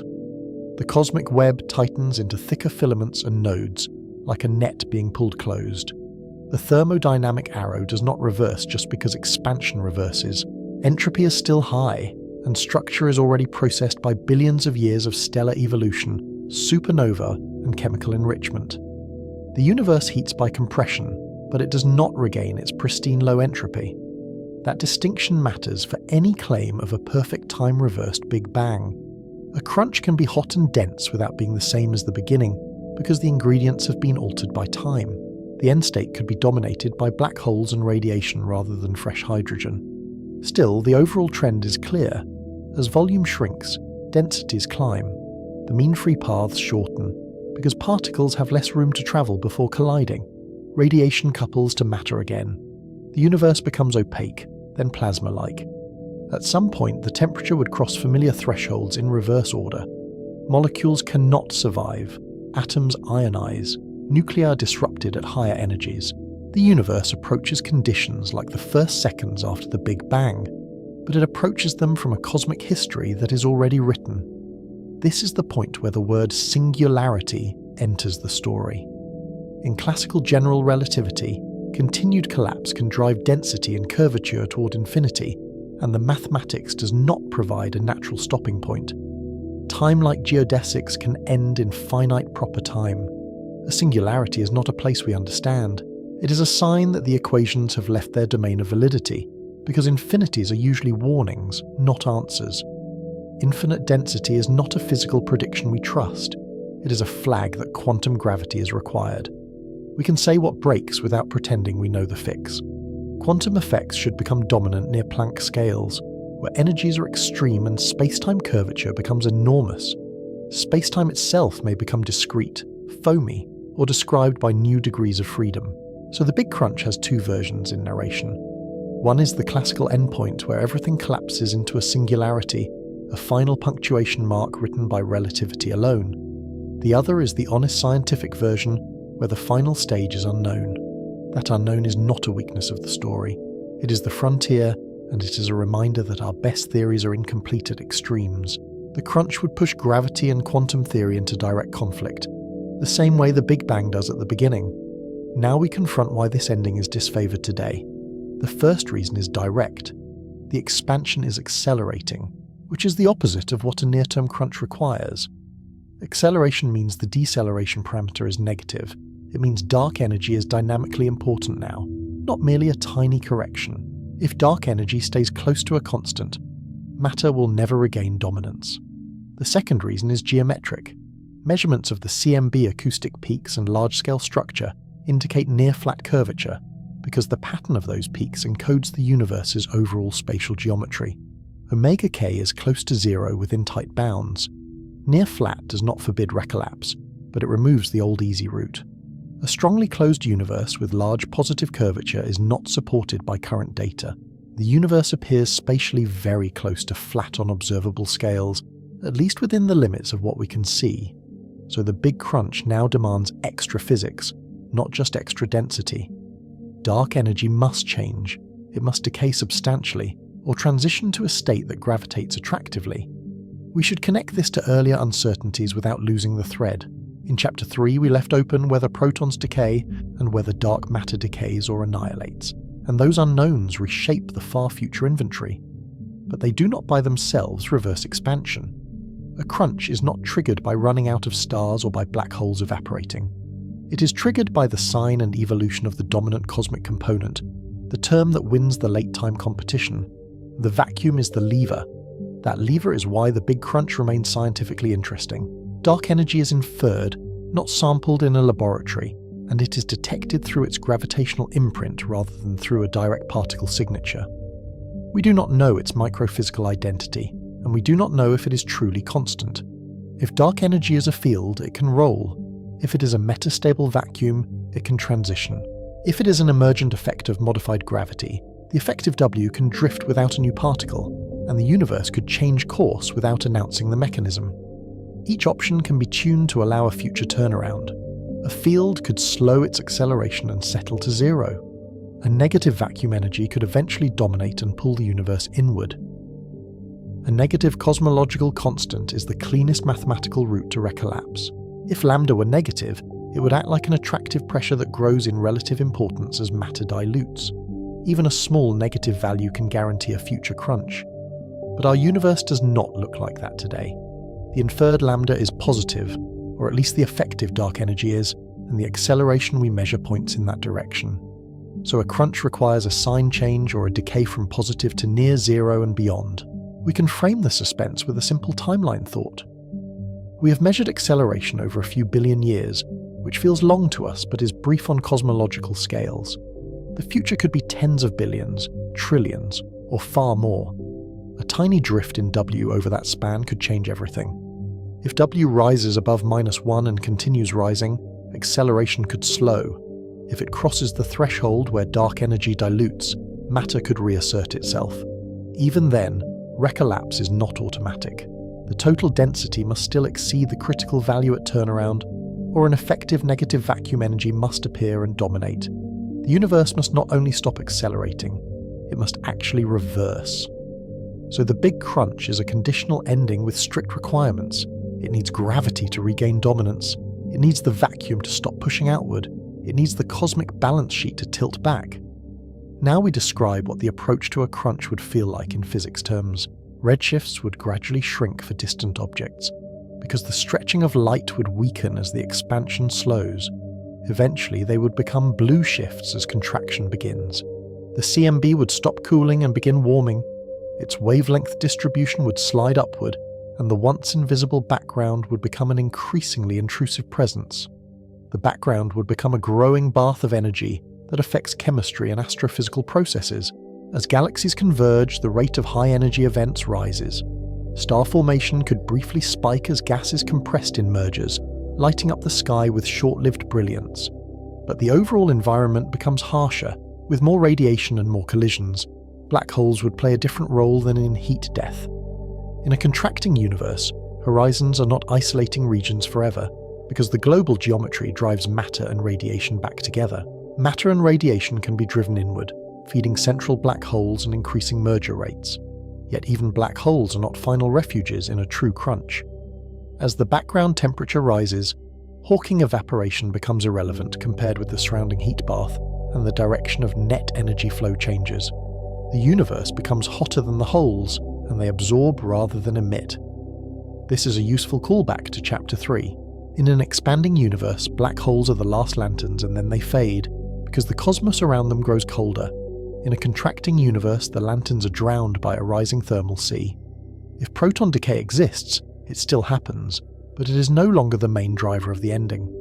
If dark matter decays, it adds radiation to an already heating background, thickening the furnace rather than lighting an empty room. These processes change composition, but contraction changes the stage. The crunch compresses everything, including the relic radiation that once marked the beginning.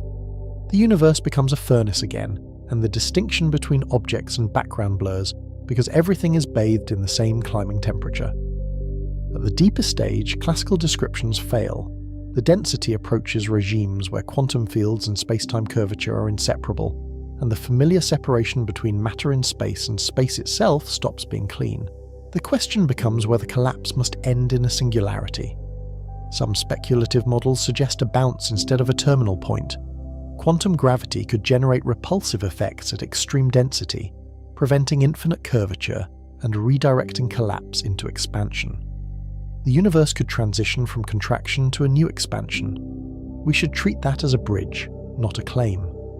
A bounce is not established physics, and it depends on details we do not yet have experimental access to.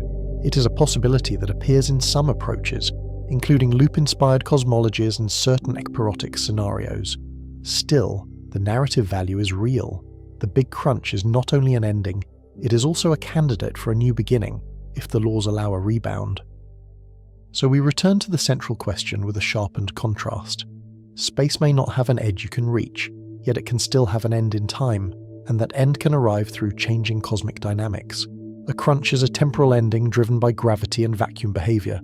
We also keep the documentary's emotional geometry intact. The Big Freeze is a long fading, a slow thinning into darkness. The Big Rip is a sudden unbinding, where even atoms lose their grip. The Big Crunch is a reversal that turns the whole sky into a closing distance. Now we state the present verdict without draining the drama. Current data make a crunch unlikely in the simplest models. Acceleration and near-flat curvature point away from recollapse under a constant positive lambda. But the uncertainty is not zero, because dark energy is not fully understood. We have not measured its behaviour over the timescales that decide the far future, and we do not know whether its apparent simplicity is permanent. The universe could still be choosing a fate we cannot yet read. That is the scientific suspense of this chapter. The Big Crunch is disfavoured, yet it remains a coherent outcome if the vacuum evolves. The question is not whether gravity exists. The question is whether the vacuum will keep winning. We end on the hinge that opens the next chapter.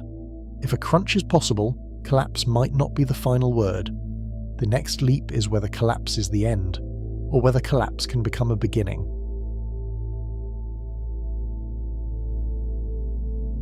The Big Crunch ends with a question our equations cannot finish, because the mathematics points toward an edge where meaning dissolves. Does collapse terminate in a singularity, or does new physics force a rebound? This chapter returns to the central question with a sharper edge, and with higher stakes for what beginning even means.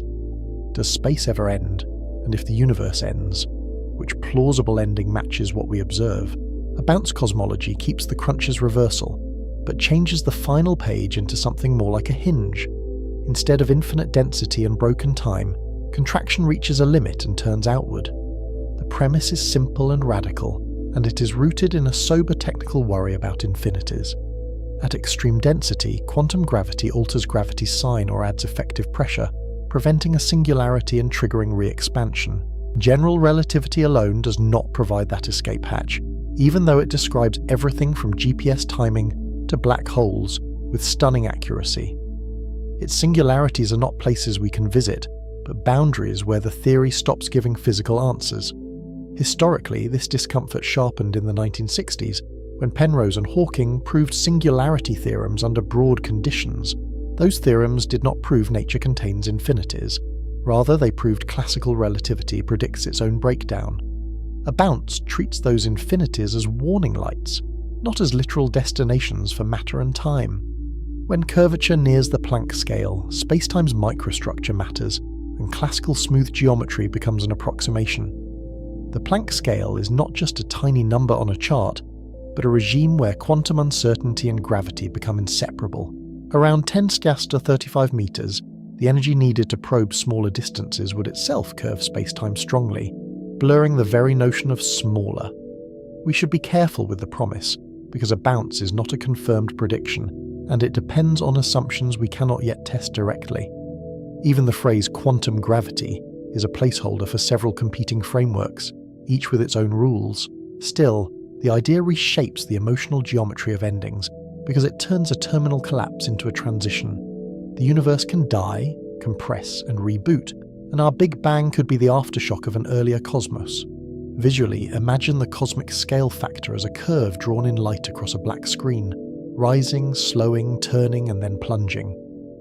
In a classical crunch, it dives into a vertical wall, while in a bounce it rounds off, tight, bright, and then rising again. Start with the basic dynamical picture, because the bounce is not magic, but a modification of familiar evolution.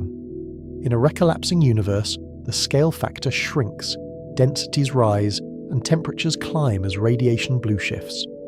Photons that were once stretched thin by expansion are squeezed back into higher energies, shifting from microwave to infrared to visible and beyond. The background glow that now whispers at 2.7 Kelvin would roar again, approaching the furnace conditions of the early universe. As contraction deepens, the universe becomes more uniform in some models, because horizons shrink and regions re-enter causal contact. Yet clumpiness and black holes complicate the approach, because gravity amplifies small differences and can lock matter into compact objects. In the classical story, the end is a singularity where curvature diverges in finite proper time, and geodesics simply stop. In the bounce story, the same approach activates repulsive quantum gravity corrections, turning inevitable into conditional. To see why singularities are so troubling, remember what diverges as the end approaches: density, tidal forces, and curvature, invariants like the Kretschmann scalar.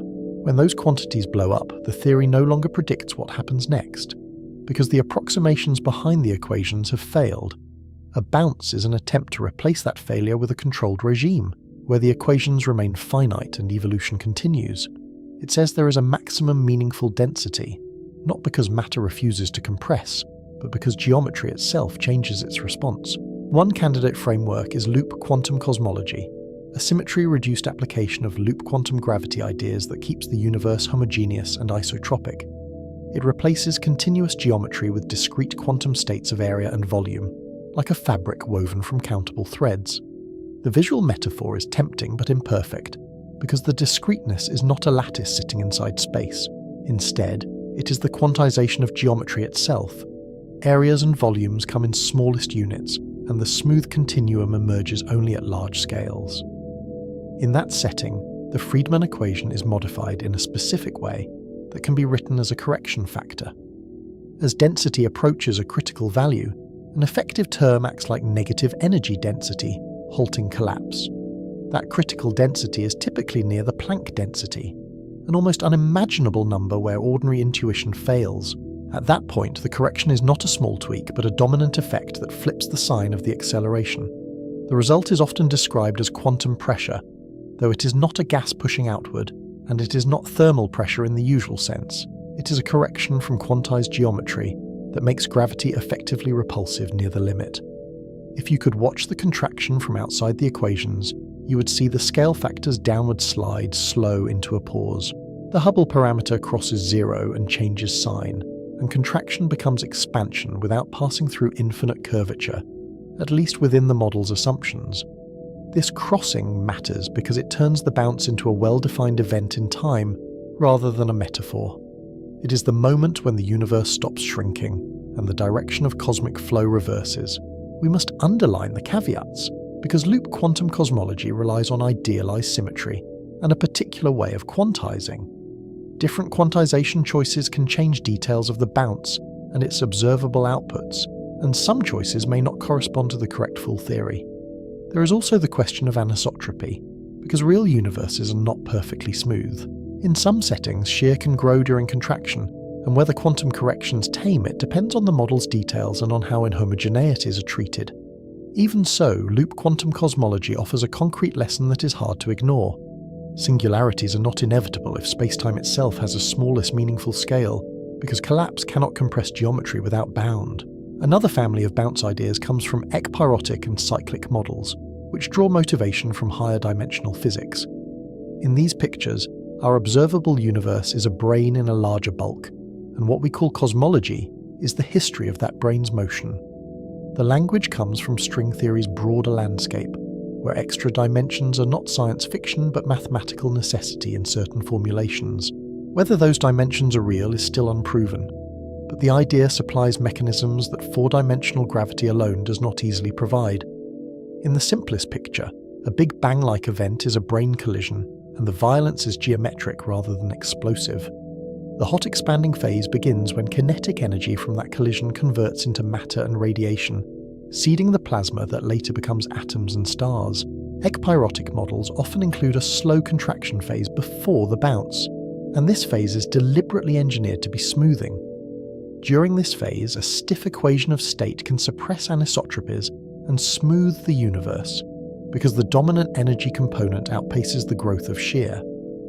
A stiff equation of state means pressure is comparable to energy density, which changes how different contributions scale as the universe shrinks.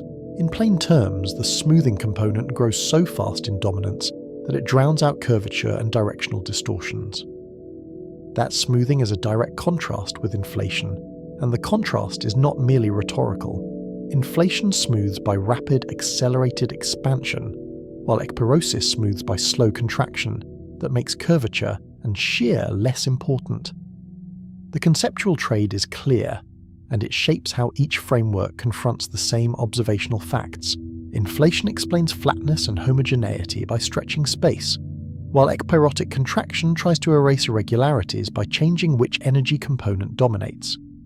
Both approaches aim to explain why the cosmic microwave background looks so uniform across the sky, despite regions that were seemingly never in contact.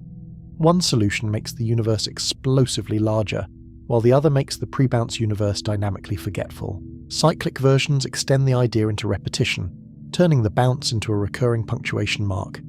Expansion cools and dilutes, then some mechanism reverses the sign of the effective potential, initiating contraction and preparing the next bounce. In visual terms, the cosmos becomes a breathing pattern. Long exhale, slow inhale, then a quick turn and another exhale. The cycles may be vast in duration, but the turning point is sharp, like a heartbeat in the equations. This is where wonder and skepticism collide, because repetition sounds like a way around finality. A cyclic universe feels like renewal written into the laws, but it must survive the bookkeeping of entropy and the scars of each cycle. Entropy is the central thermodynamic challenge, and it is not a minor technicality that can be waved away. In ordinary processes, entropy increases, so each cycle should begin with more disorder, making later cycles longer, larger, or less structured. Think of entropy as the universe's record of irreversibility, burning stars, mixing gases, forming black holes, and radiating heat into cold space.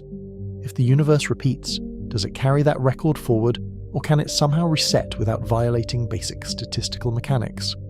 If entropy accumulates without limit, the model drifts toward a heat-death-like state even if it keeps bouncing.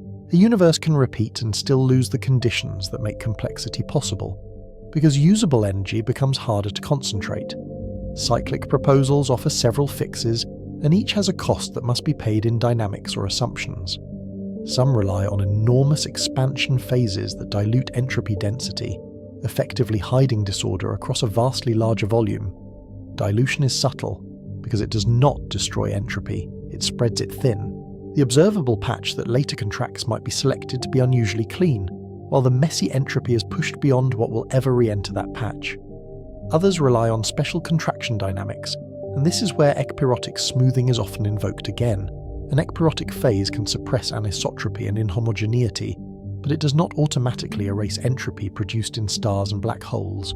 Some versions propose that black holes and high-entropy structures are diluted or removed from the observable patch before contraction completes.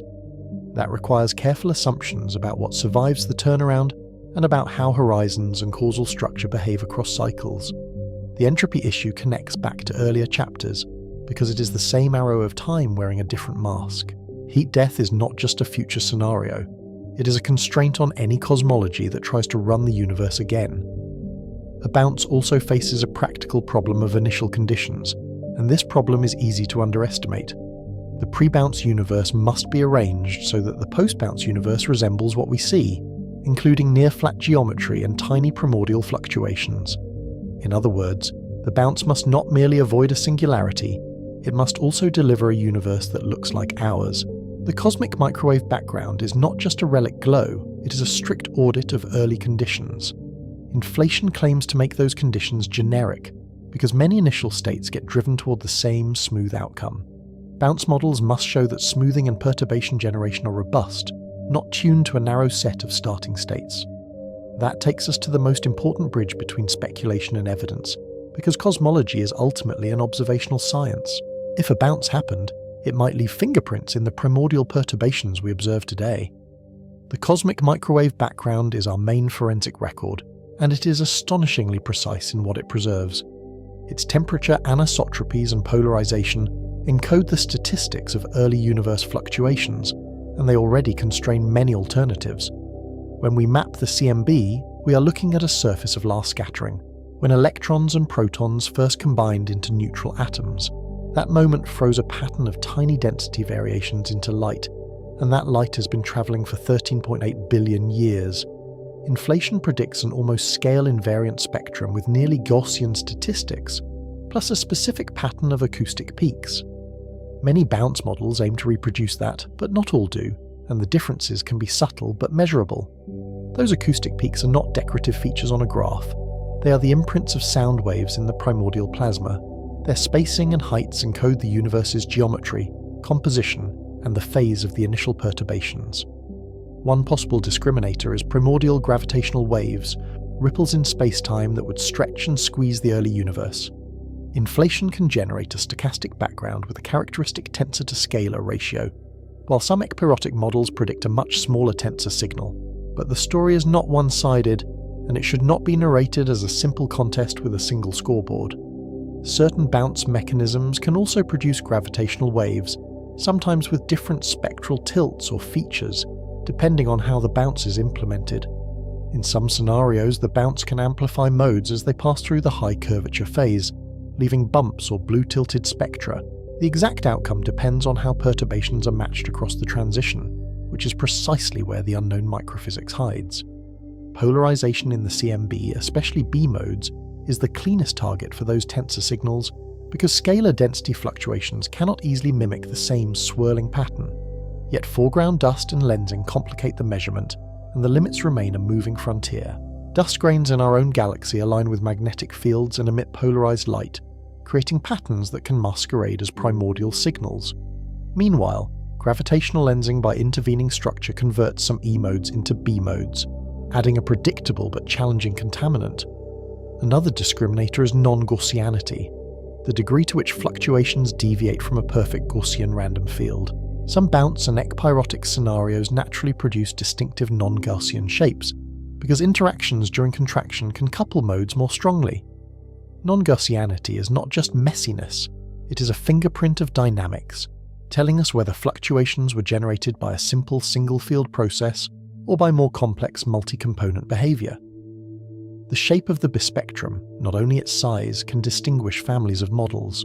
The data so far show the primordial fluctuations are very close to Gaussian, and that is a powerful constraint.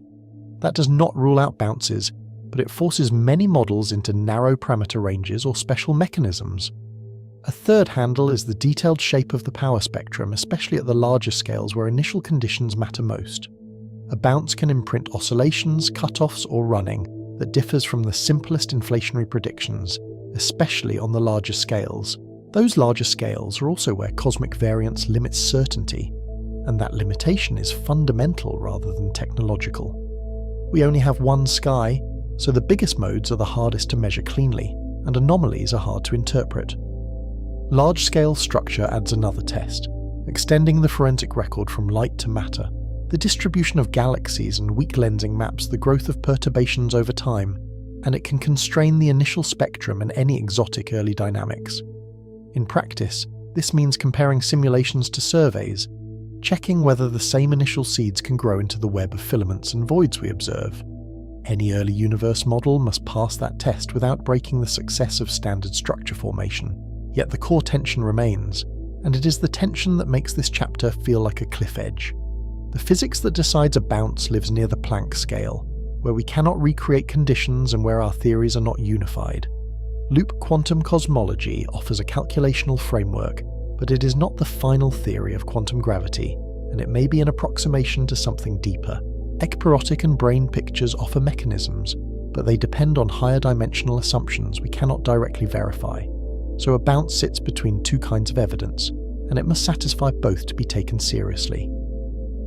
It is motivated by the singularity problem in classical relativity, and it is constrained indirectly by precise measurements of the CMB and structure. This chapter also loops back to the earlier uncertainty theme, because cosmology is often decided by small numbers measured with great care. In Chapter 4, fate hinged on measuring W and controlling systematics in supernovae, BAO, and the CMB anchor. A bounce adds a deeper sensitivity, because it shifts the decisive physics to a regime far beyond accelerators and telescopes. Even perfect measurements of late-time expansion cannot directly probe the microphysics of spacetime at 10 or 35 meters. That does not make the idea unscientific, but it sets the bar, and it forces humility into the narration. A bounce must make predictions that survive contact with data, not just resolve a philosophical discomfort with singularities. We should also clarify what a bounce does not automatically solve, because it is easy to smuggle hopes into the word reboot. It does not guarantee an eternal past, because some bounce models still have a beginning, and some still require special initial conditions. It also does not guarantee memory, and this is where the story becomes almost haunting. The bounce could erase information from the prior phase, or it could transmit patterns through, depending on how perturbations evolve across the transition. That question is more than metaphysics, because memory would be measurable in principle. If any information survives, it might appear as specific correlations in the primordial spectrum or as constraints on allowable pre-bounce histories. So we return to the awe without losing the caution, because the honest stance is a balance rather than a verdict. The Big Bang might not be the first moment, but the first moment we can currently describe with tested physics. A bounce reframes the beginning as a middle, and it changes our mental picture of time's boundary. Our expanding universe could be one chapter in a longer story, where endings become beginnings and time's arrow is carried forward by entropy. If the universe truly bounced, then the word origin becomes slippery, because each cycle inherits conditions from the last. The deepest question shifts from what started everything to what law governs the transitions, and whether that law is unique. But the documentary must keep the suspense honest, because the visuals can seduce us into certainty we do not have. The bounce requires physics beyond what we can currently test, and our best evidence still supports a simple hot beginning followed by inflation-like perturbations. So we hold two truths at once. Singularities signal incompleteness in our theories, and bounces offer plausible ways to avoid them, but nature has not yet shown us which route it chose. In the larger arc of the film, this chapter is a hinge, and the hinge creaks with possibility. We have moved from endings that fade to endings that tear to endings that collapse, and now to an ending that might restart. That restart does not answer the central question by itself, because it does not tell us which mechanism is real. It changes what an ending means, and it forces us to ask whether space ends in time, or whether time can loop through new phases. Now we pivot to the next danger, because not every ending waits for cosmic old age or for the slow turning of the scale factor. Bounces still rely on cosmic scale dynamics unfolding over immense times, but there is a different class of ending that does not wait for the universe to grow old. It can strike at any time, anywhere, at the speed of light.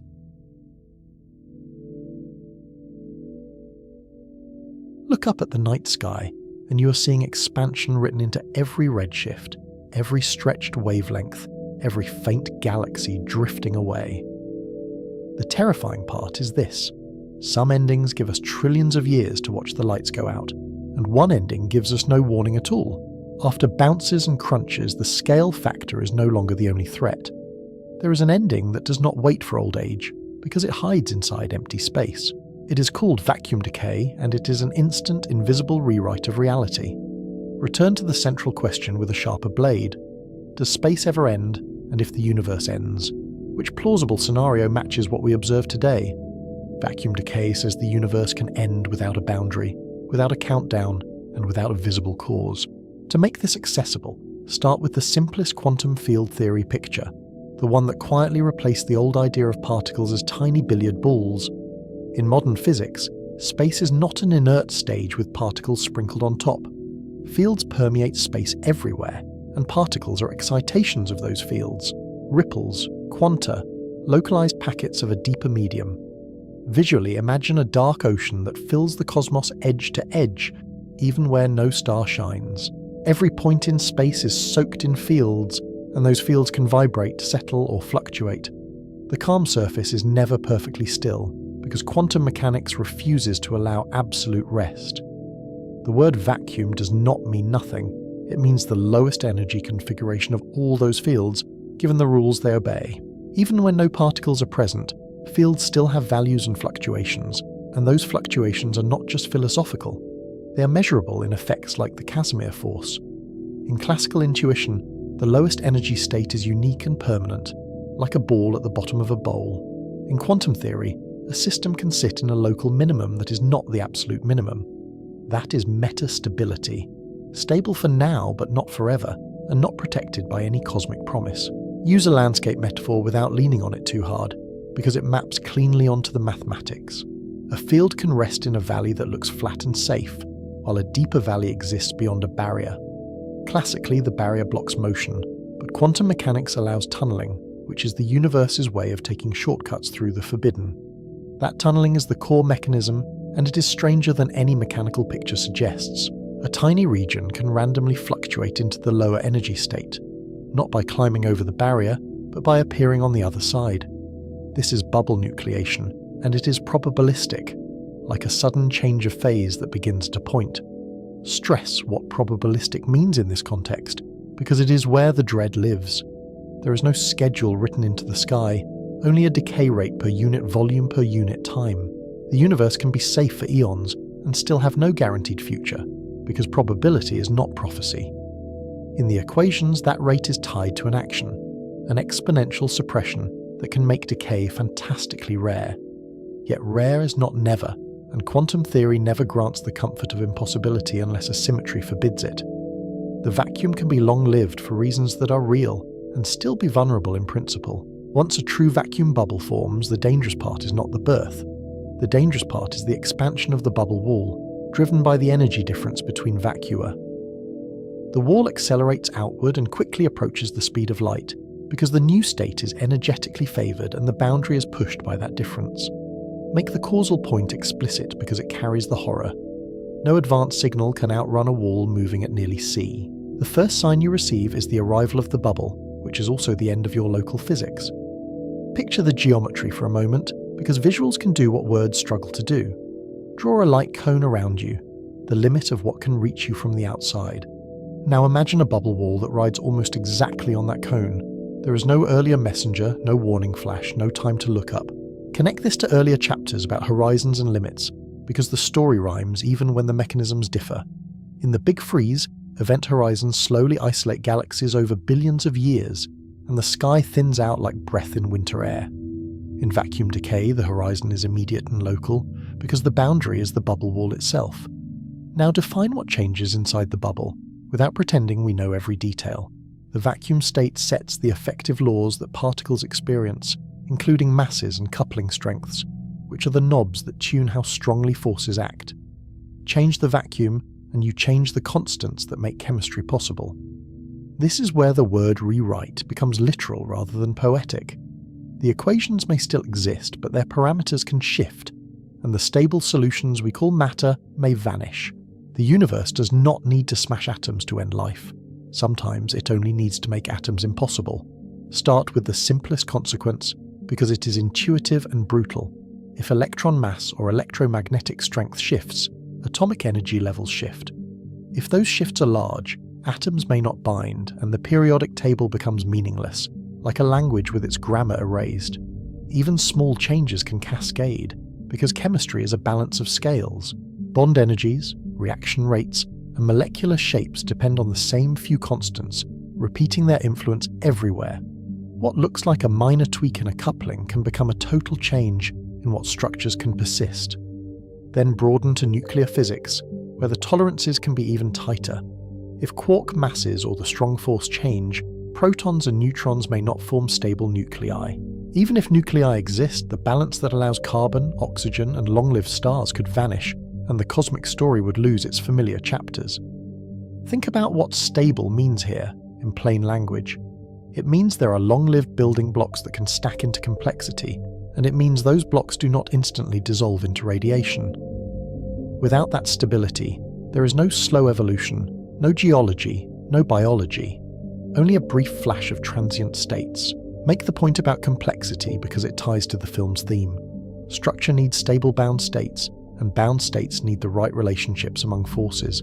Vacuum decay is not destruction by heat or tearing, but by removing the rules that let structure exist.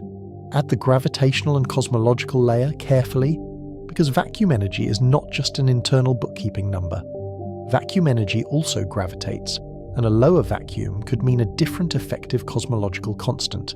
Depending on the sign and magnitude, space-time expansion inside the bubble could speed up, slow down, or even collapse. Keep the uncertainty honest, because we are stepping beyond tested territory.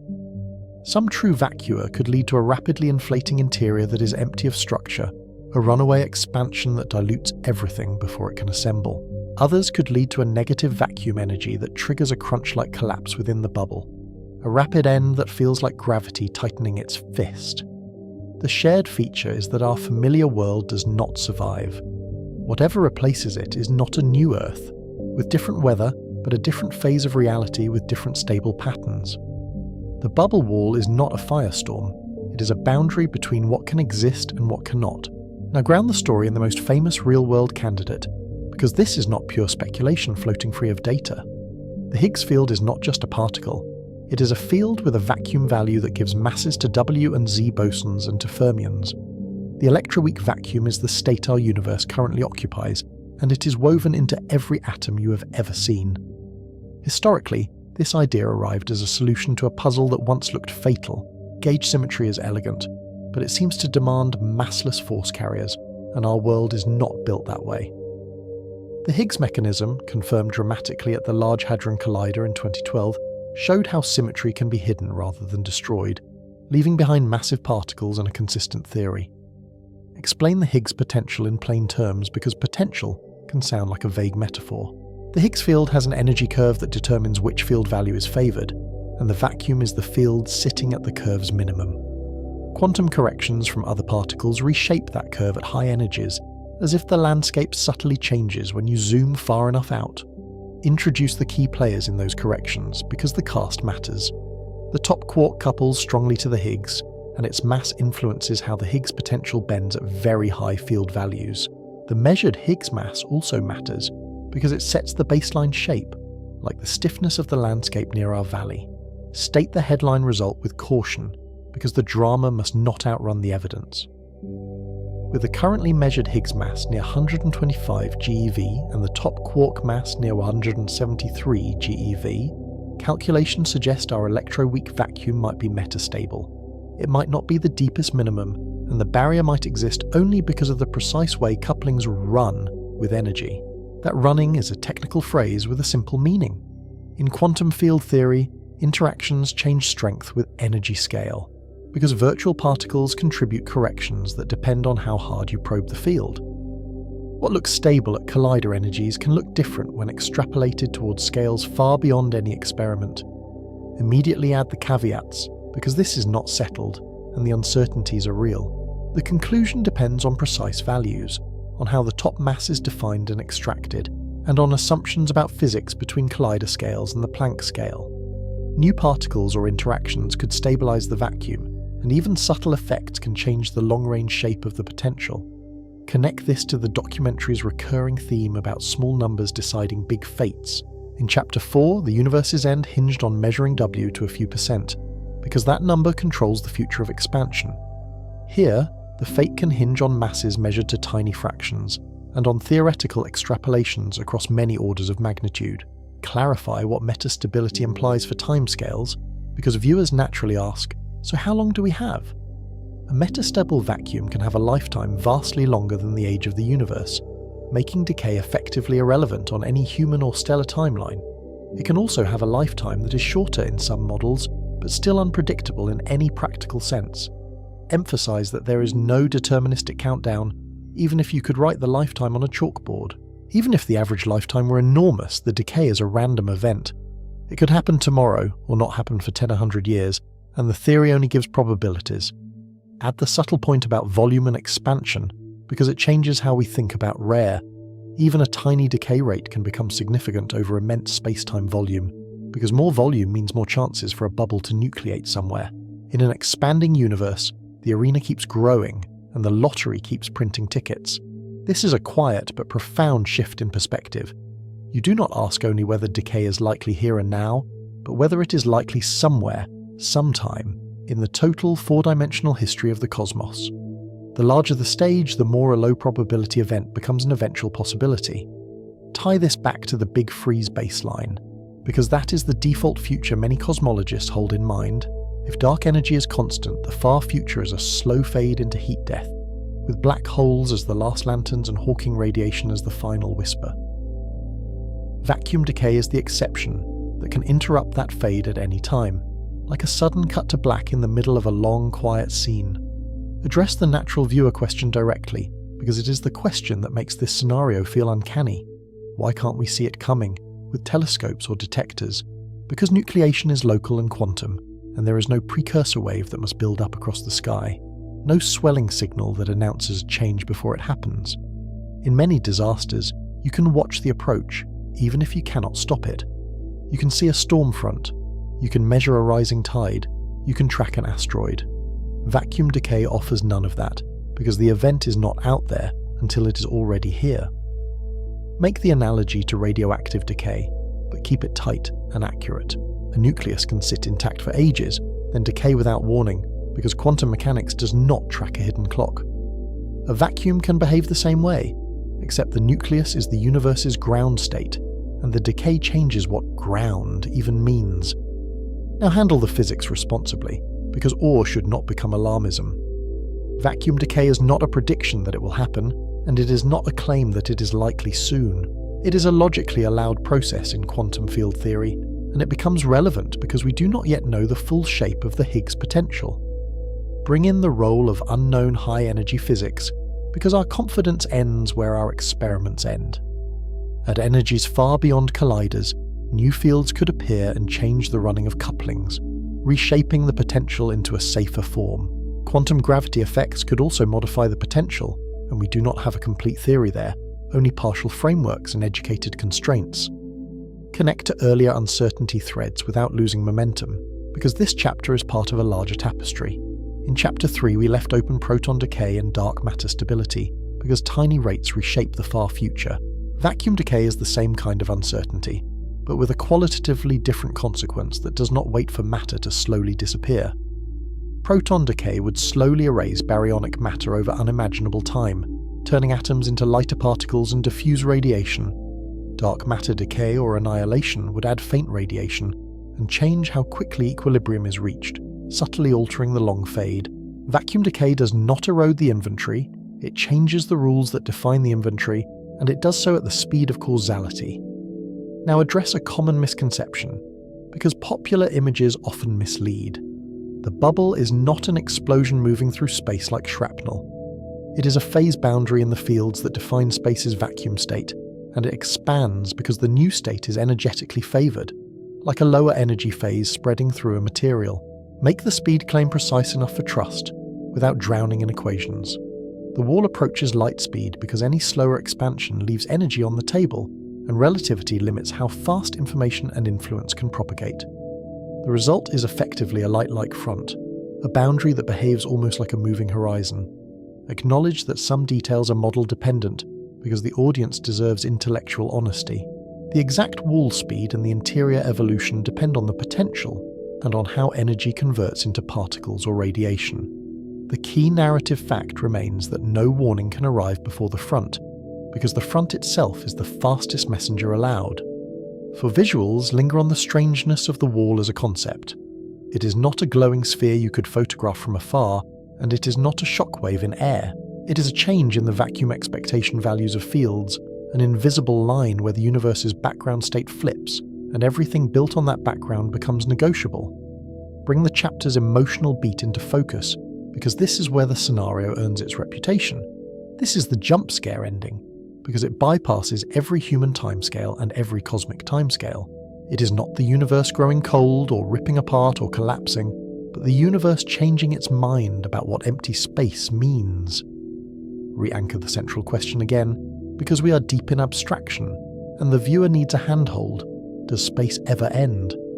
Vacuum decay says space can persist geometrically, yet the era of familiar physics can end instantly, everywhere the bubble reaches. That distinction matters, because it reframes what end can mean. The fabric of space-time may continue, smooth and unbroken, while the patterns that make stars, planets, and observers become impossible. The universe could keep existing in a technical sense, while everything we call a world is erased. Now widen the lens to the multiverse connection, but keep it as a bridge rather than a detour. Some theories treat vacuum states as many, like a landscape of possible minima, and inflationary ideas make it plausible that different regions could settle into different vacua. In that picture, our universe could already be a bubble of one vacuum inside a larger background, separated from other regions by boundaries we cannot cross. If that is true, vacuum decay is not only an ending mechanism, it is also a creation mechanism, because bubbles can nucleate new regions with different laws. The same process that could erase us could also have produced us, and the symmetry of that thought is both elegant and unsettling. Introduce bubble collisions as the next escalation, because it follows naturally from the bubble picture. If many bubbles form, they can collide, and collisions could leave imprints in the cosmic microwave background or in gravitational waves. Searches exist, but no definitive signal has been found, and the sky has not yet confessed to such scars. Keep the uncertainty front and center, because the multiverse is a hypothesis with motivation, not a settled fact. The multiverse landscape is motivated by some approaches to inflation and string theory, but it is not confirmed. The absence of evidence is not evidence of absence, but it is also not a license for certainty. Close with the transition that points forward while preserving dread, because the narrative is moving toward a larger frame. If vacuum decay is the ultimate jump scare, some theories add an even stranger twist. What if our universe is already a bubble, floating in a larger multiverse where collisions and phase changes are part of the landscape? That is where the question of endings becomes a question of context. Space may not have a physical edge, but our era might be one pocket in a larger structure, with boundaries defined by field states rather than walls. The next chapter follows that pocket outward, into the possibility that our universe is not alone.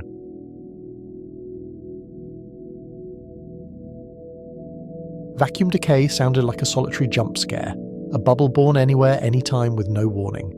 Now widen the frame and the dread changes shape, because bubbles may be how reality builds worlds. In the mind's eye, it starts as a pinprick in darkness, then becomes a moving border that rewrites everything it touches. Return to the central question with new context. Does space ever end? And if the universe ends, which plausible ending matches what we observe today? The question is not only poetic, because modern cosmology is built from observations that already hint at a deeper structure. Inflation enters as the prologue to many modern multiverse stories, and it begins with a practical problem. The early universe looks astonishingly uniform and nearly flat, even across regions that seem causally disconnected. When we map the cosmic microwave background, we see a temperature that barely varies by 1 part in 100,000. That uniformity is not trivial. In an ordinary, non-inflating expansion, widely separated regions should never have exchanged heat or information. Yet the sky looks as if it once equilibrated, like a gas that had time to mix.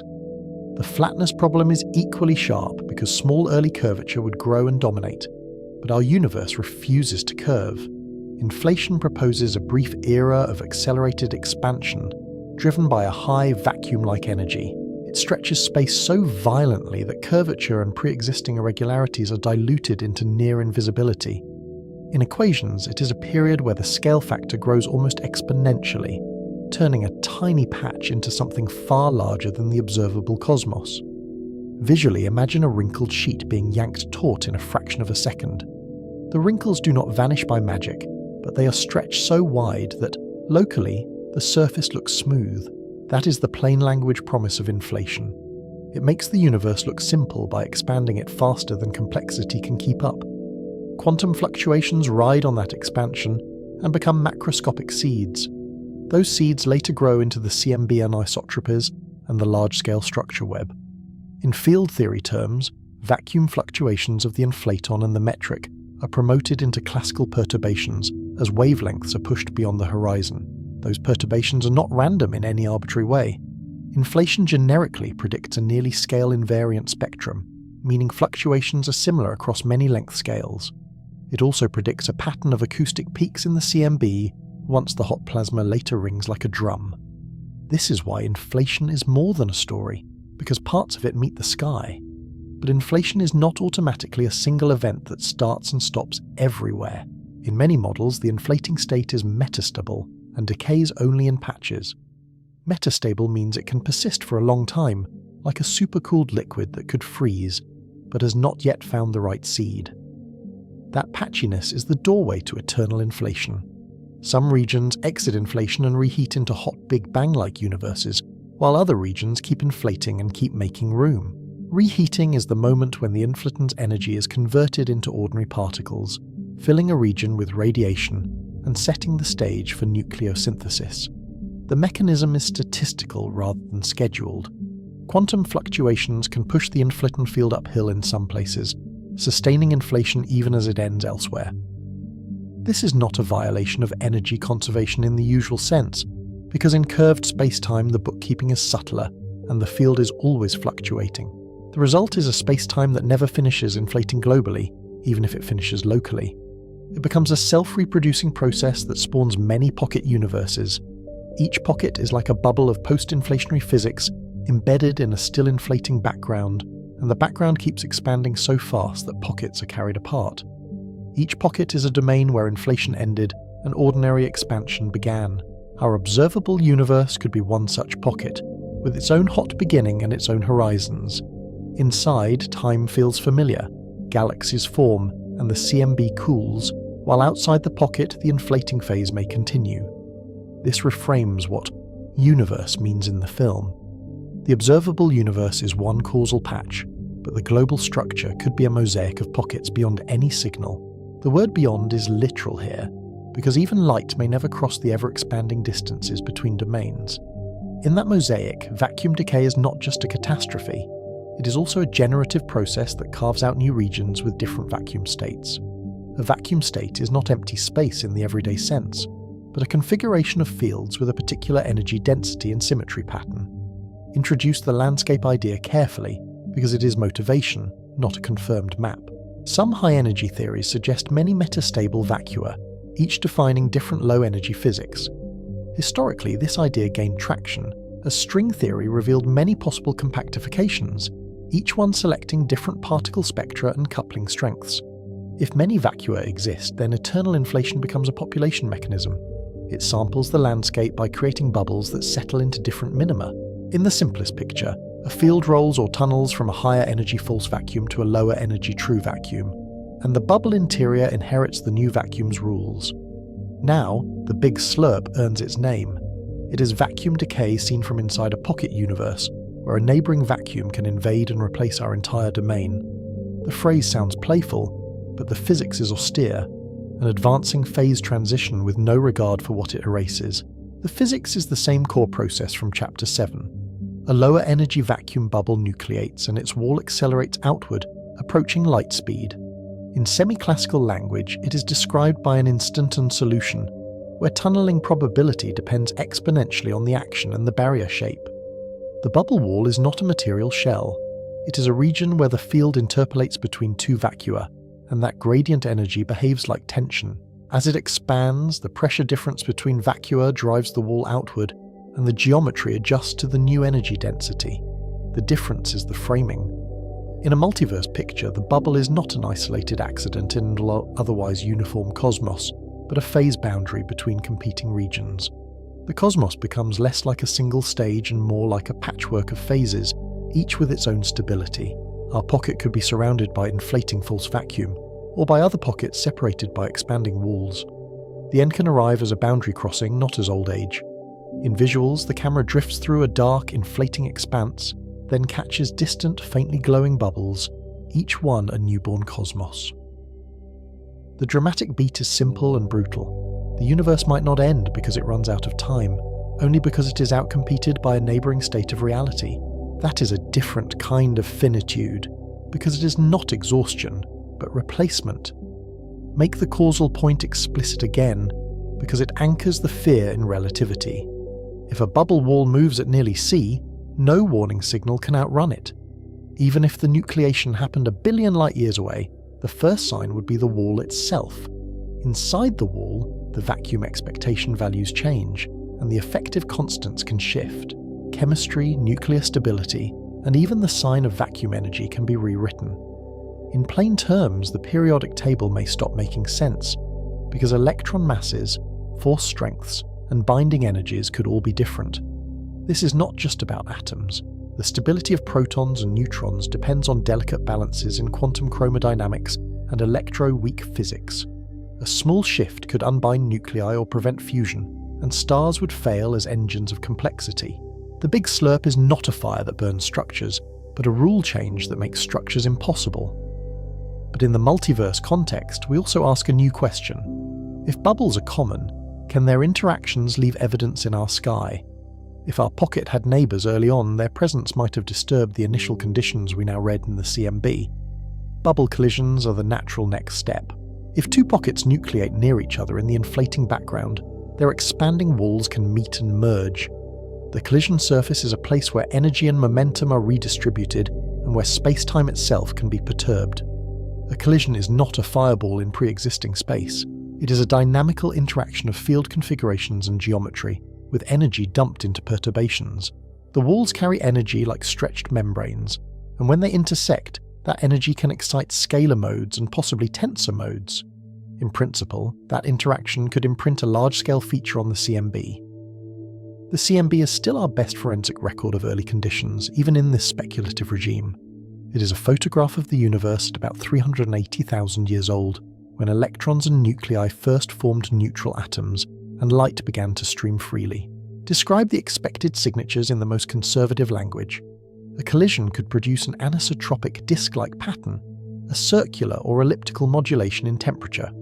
The disk would not be a perfect bullseye, because projection effects, interior cosmology, and late-time evolution can distort it. It could also generate hemispherical power asymmetries or localized deviations from statistical isotropy. The imprint depends on collision timing, wall tension, and interior cosmology. If the collision happens too early, later inflation and expansion can wash it out, while a later collision could leave a sharper scar. Polarization could carry additional information because it encodes velocity fields and scattering geometry at last scattering. Some models predict correlated E-mode features aligned with the temperature disk. Polarization is harder to measure cleanly, but it is also harder for foregrounds to fake in the same way. There is also a gravitational wave angle in principle, because violent field dynamics can source tensor perturbations, yet predicted amplitudes are typically uncertain and model-dependent. Even if a background exists, it may sit below the sensitivity of current detectors, or be confused with other primordial sources. Now state the observational reality without softening it. Searches for bubble collision signatures have been performed on WMAP and Planck maps, and no decisive detection exists. Teams have used Bayesian template searches and frequentist anomaly tests, and the results remain consistent with standard inflationary perturbations. The challenge is not only sensitivity, the challenge is that the CMB has cosmic variance, foreground contamination, and a limited number of large-scale modes. Cosmic variance means the largest angular scales are fundamentally undersampled, because we only get one sky and only a few independent patches of the biggest patterns. A disk-like feature can be mimicked by noise, residual foregrounds, or a posteriori pattern hunting. Statistical significance is hard to assign when the sky is only one sample. Even the act of looking for a specific pattern after seeing the data can inflate confidence unless the search is carefully pre-registered. Even genuine anomalies are ambiguous. The CMB already contains large-angle curiosities, but linking them to collisions requires a model that predicts more than one flexible shape. A scientific explanation must narrow possibilities, not merely accommodate whatever the map happens to show. So the multiverse remains in tension with scientific discipline. It is easy to imagine many pockets, but hard to constrain them without predictive, falsifiable signatures. The history of cosmology is filled with beautiful ideas that only matured once they learned to risk being wrong. This is where the documentary must draw a line that is philosophical and methodological. What makes a multiverse idea testable is not its grandeur, but its constraints. A theory earns its place by telling us what we should not see, and by surviving that refusal. A scientific multiverse proposal must specify dynamics, distributions, and observables. It must tell us what patterns should appear and what patterns should not. That includes the expected rate of collisions, the distribution of bubble sizes, and the correlation between temperature and polarization features. Eternal inflation can be motivated by simple potentials, but it also raises measure problems. If inflation produces infinite volume, probabilities become subtle and sometimes ill-defined. When everything that can happen happens infinitely many times, the question becomes how to count, and different counting rules can disagree. Different measures can change what is typical, which threatens to turn prediction into bookkeeping. That is not a fatal flaw, but it is a warning about premature certainty. In practice, researchers look for measures that respect symmetries and yield stable predictions, but consensus remains incomplete. Still, the bubble picture connects to earlier chapters in a productive way. We have been tracking endings driven by expansion, collapse, and vacuum change, and now those mechanisms combine. The multiverse frame does not replace those endings, because it can contain all of them as local outcomes. A bubble transition is a vacuum change, but it also changes expansion itself.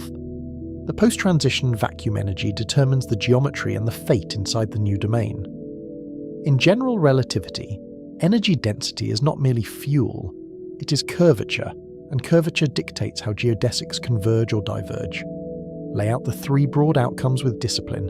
If the new vacuum energy is positive and large, the interior can inflate rapidly and become empty of structure. Matter and radiation dilute, horizons shrink in comoving terms, and any surviving complexity is pushed beyond causal contact. If the new vacuum energy is small and positive, expansion continues but at a different rate. The horizon structure changes, and the long-term heat death story may accelerate or slow. Even a modest shift in vacuum energy changes the future availability of free energy, which is the real currency of long-lived processes.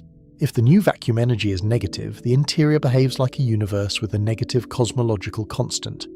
It can recollapse into a crunch on a timescale set by that magnitude.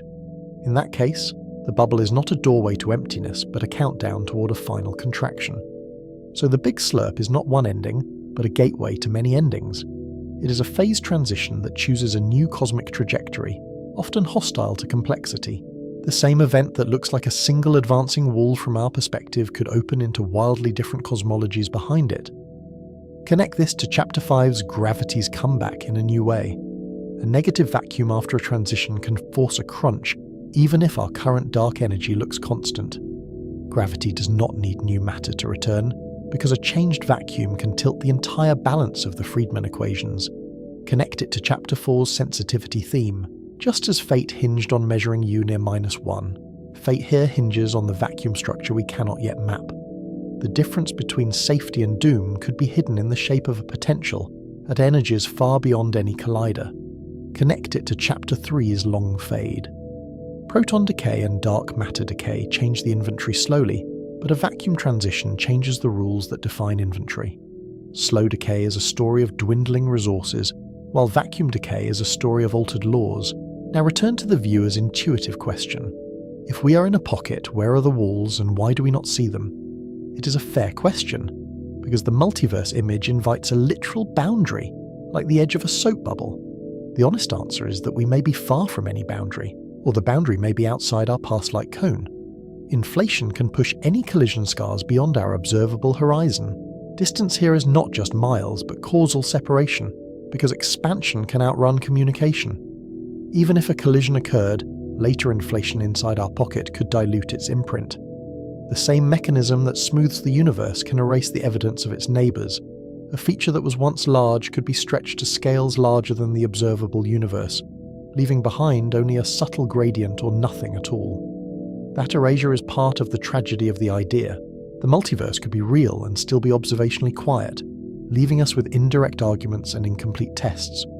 We would be living in a cosmos that hints at its origin, yet refuses to show its full map. Yet the bubble framework does offer a disciplined reason to care. It ties the existence of our vacuum to a broader dynamical setting, rather than treating it as a given. It asks why our vacuum has the energy it has, and why it has lasted long enough for galaxies and life to appear. It also reframes fine-tuning questions without resolving them. If many vacua exist, then some regions will have parameters compatible with long-lived stars and chemistry. The observation becomes a selection statement, but selection is not explanation, unless the underlying distribution is known. But anthropic reasoning is not a substitute for physics. It can guide interpretation, yet it cannot replace mechanisms that predict distributions and correlations. Without those predictions, the multiverse risks becoming a label for ignorance rather than a model with teeth. So the chapter holds two truths at once, echoing the documentary's earlier hinge. The multiverse can be a natural consequence of inflationary dynamics, and it can also be difficult to test. The tension is not a failure of imagination, but a demand for humility about what evidence can reach us. Now sharpen the big slurp back into a concrete threat, because the audience needs the stakes. In a bubble universe context, the end can arrive as a boundary sweeping through. It is not an explosion, and not a collapse of space's edge, but a phase transition that changes what space means locally. It is a change in the vacuum state that defines particle masses, forces, and stable structures. The bubble wall is a moving horizon. It divides two eras of physics, and it gives no warning because causality forbids advance notice. The last moment would look ordinary, because the wall's approach does not announce itself in advance. If the Higgs vacuum is metastable, the big slurp could be initiated by our own vacuum decaying. If other vacua exist nearby in field space, the same logic applies. Measurements of the Higgs mass and top quark mass place our vacuum near a boundary in some analyses, though uncertainties and high-energy corrections still matter. But the multiverse adds an extra possibility. Even if our vacuum is stable, a different vacuum region could expand and engulf ours if its dynamics allow it. That depends on the relative vacuum energies, the wall tension, and the geometry of the surrounding inflating space. That is the unsettling inversion. Our fate might not be written only by our local parameters, but by the existence of other domains we cannot observe directly.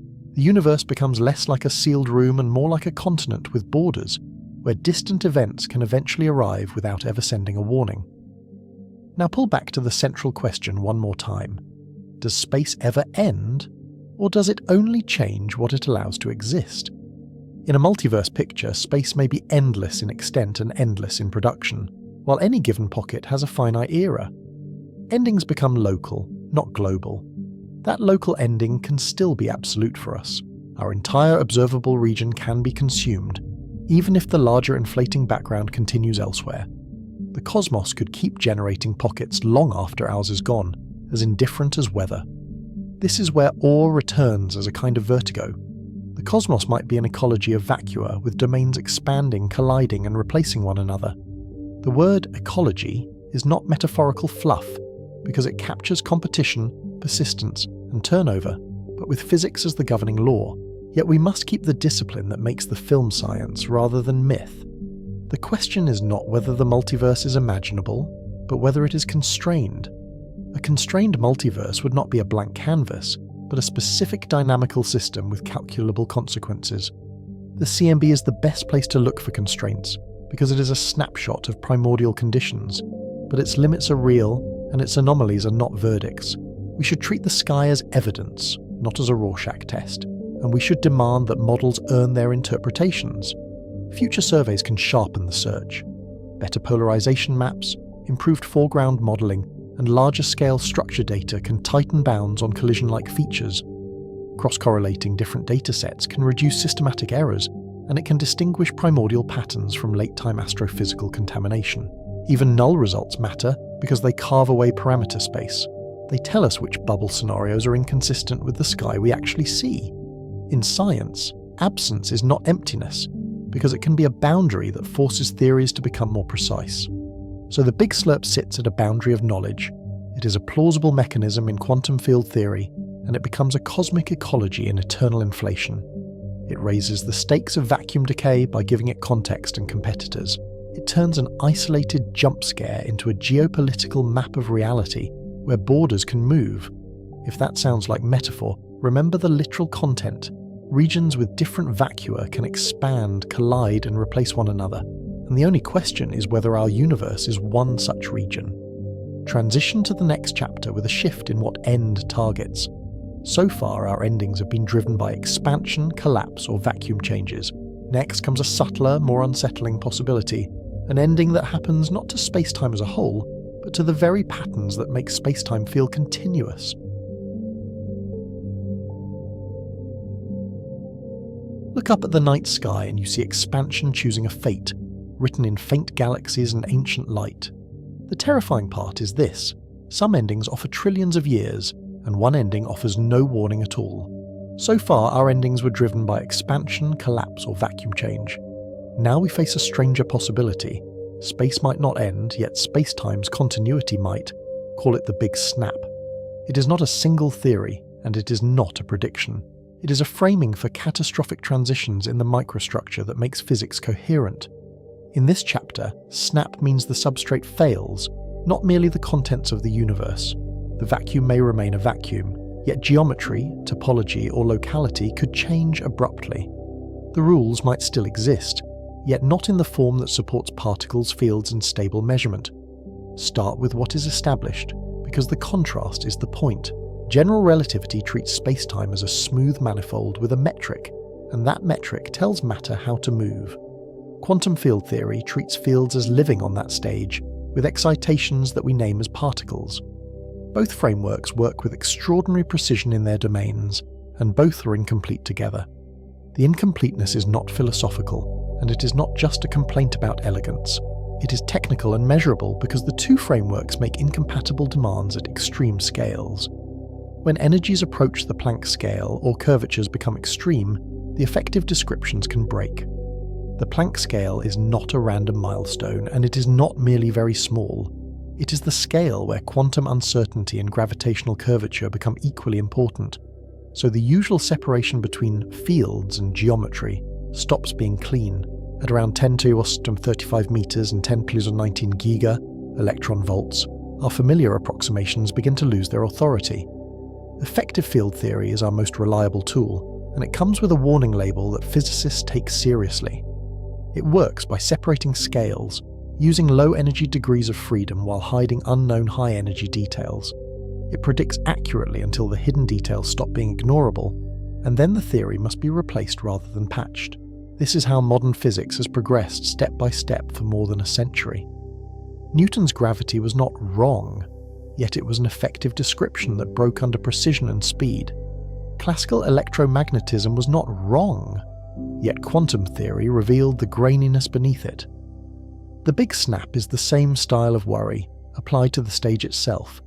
Quantum gravity is the name for whatever replaces that breakdown, and the name is deliberately humble. We do not yet have a final theory, but we do have constraints and candidate frameworks. The big snap lives in that gap between tested physics and necessary completion, where our confidence becomes conditional. Clarify the difference from vacuum decay, because the audience will merge them in memory. Vacuum decay is a change of field state within the same kind of space-time background. A snap emphasizes a change in the background itself, or in the consistency conditions that let fields exist. In vacuum decay, the bubble wall is the threat, racing outward at nearly light speed. In a snap, the threat is deeper, because the very notion of a smooth wall may not survive. The idea of a light cone, a local field excitation, or even a well-defined here could fail. Why take this seriously at all when it sounds like science fiction? Because every earlier ending assumed the stage remains intact, even when the actors change. Freeze, rip, crunch, bounce, and decay all keep some version of space-time continuity, even if matter thins, structures tear, or laws shift. A snap asks whether continuity is an approximation that only holds at large scales. If space-time is emergent, then space is like a material phase, stable only within certain conditions. Phases can change, and phase changes can be sudden, even when the system looks calm from far away. One route begins with the idea that space-time is not fundamental, even though it feels fundamental to us. In several approaches, geometry arises from more basic quantum information, algebraic relations, or discrete building blocks that do not resemble distance and time. Smoothness then becomes a large-scale limit, like fluid behavior emerging from molecules. Visualize that emergence, because it matters for intuition. From a distance, water seems continuous, and waves look like perfect curves. Up close, the continuity dissolves into collisions and statistics, and the surface becomes a collective illusion. A snap would be the cosmic equivalent of that illusion-changing phase. If that is true, the universe could undergo a phase transition in quantum geometry, even without a dramatic external trigger. The transition could be triggered by density, curvature, or even slow cosmological evolution that changes the background conditions. The result could be a new phase where locality, dimensionality, or causal structure differs. Dimensionality sounds abstract, yet it is a concrete property of how degrees of freedom scale. In some quantum gravity ideas, the effective dimension can run with scale, so spacetime behaves like 4 dimensions at large distances but fewer at tiny ones. A snap could be a sudden reorganization of that behavior, like a material abruptly changing crystal structure. Another route is topological change, which is about global connectivity rather than local curvature. Classical relativity resists topology change without pathologies, because smooth evolution tends to preserve the underlying manifold. Yet quantum gravity may allow it in controlled ways, where spacetime foam permits tunneling between configurations. A snap could mean spacetime tunnels between topologies, changing global connectivity and the definition of conserved quantities. What counts as inside and outside could be rewritten, not by motion but by reconnection. Even if local physics looked similar for a moment, the global bookkeeping of the universe could change under our feet. A third route is a breakdown of the vacuum structure that supports known particles, which is subtler than vacuum decay. Even if the vacuum does not decay to a lower minimum, the effective vacuum could lose stability as a medium for excitations. Particles might cease to be well defined, like phonons disappearing when a crystal melts. That analogy is more than poetic, because phonons are real quasi-particles with measurable consequences. They exist only because the underlying medium has an ordered phase. If the order disappears, the particle disappears with it, even though the atoms remain. A snap imagines the vacuum itself losing the kind of order that makes electrons and photons meaningful. Keep the conjecture labels explicit because honesty is part of the drama. We do not know that spacetime is emergent, discrete, or topologically mutable. We do know that our current theories imply their own limits, and those limits invite such possibilities. To make the stakes concrete, define what catastrophic means here, because it is easy to picture the wrong kind of catastrophe. It does not require an explosion, a shockwave, or a visible wall crossing the sky. It means the mathematical conditions that guarantee predictable evolution fail, so the next moment is not determined by the previous one. In physics language, a snap could be a loss of unitarity, where probabilities no longer add up reliably. It could be a loss of locality, where the idea of nearby stops controlling interactions. It could be a breakdown of causal structure, where cause and effect cannot be consistently ordered. It could also be a transition to a different effective dimensionality, where the degrees of freedom reorganize and the familiar spectrum of particles dissolves.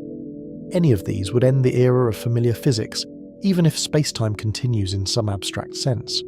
The universe might persist, yet our universe, the one described by stable measurements, would be gone. Now ask what could trigger such a transition, because a snap without a trigger is only a mood. The obvious suspects are extreme energies and curvatures, where effective theories are expected to fail. Black hole interiors, near-singularity regimes, and the earliest moments of the hot beginning are natural laboratories, even if they are hidden from direct view. Black holes in particular put our theories in direct conflict. General relativity predicts a region where curvature grows without bound, while quantum theory insists that physical quantity should not become infinite in a complete description. Something must give, and the options include new states of geometry that we have never observed. Ultra-high energy collisions are another suspect, because they probe short distances where new microstructure might appear.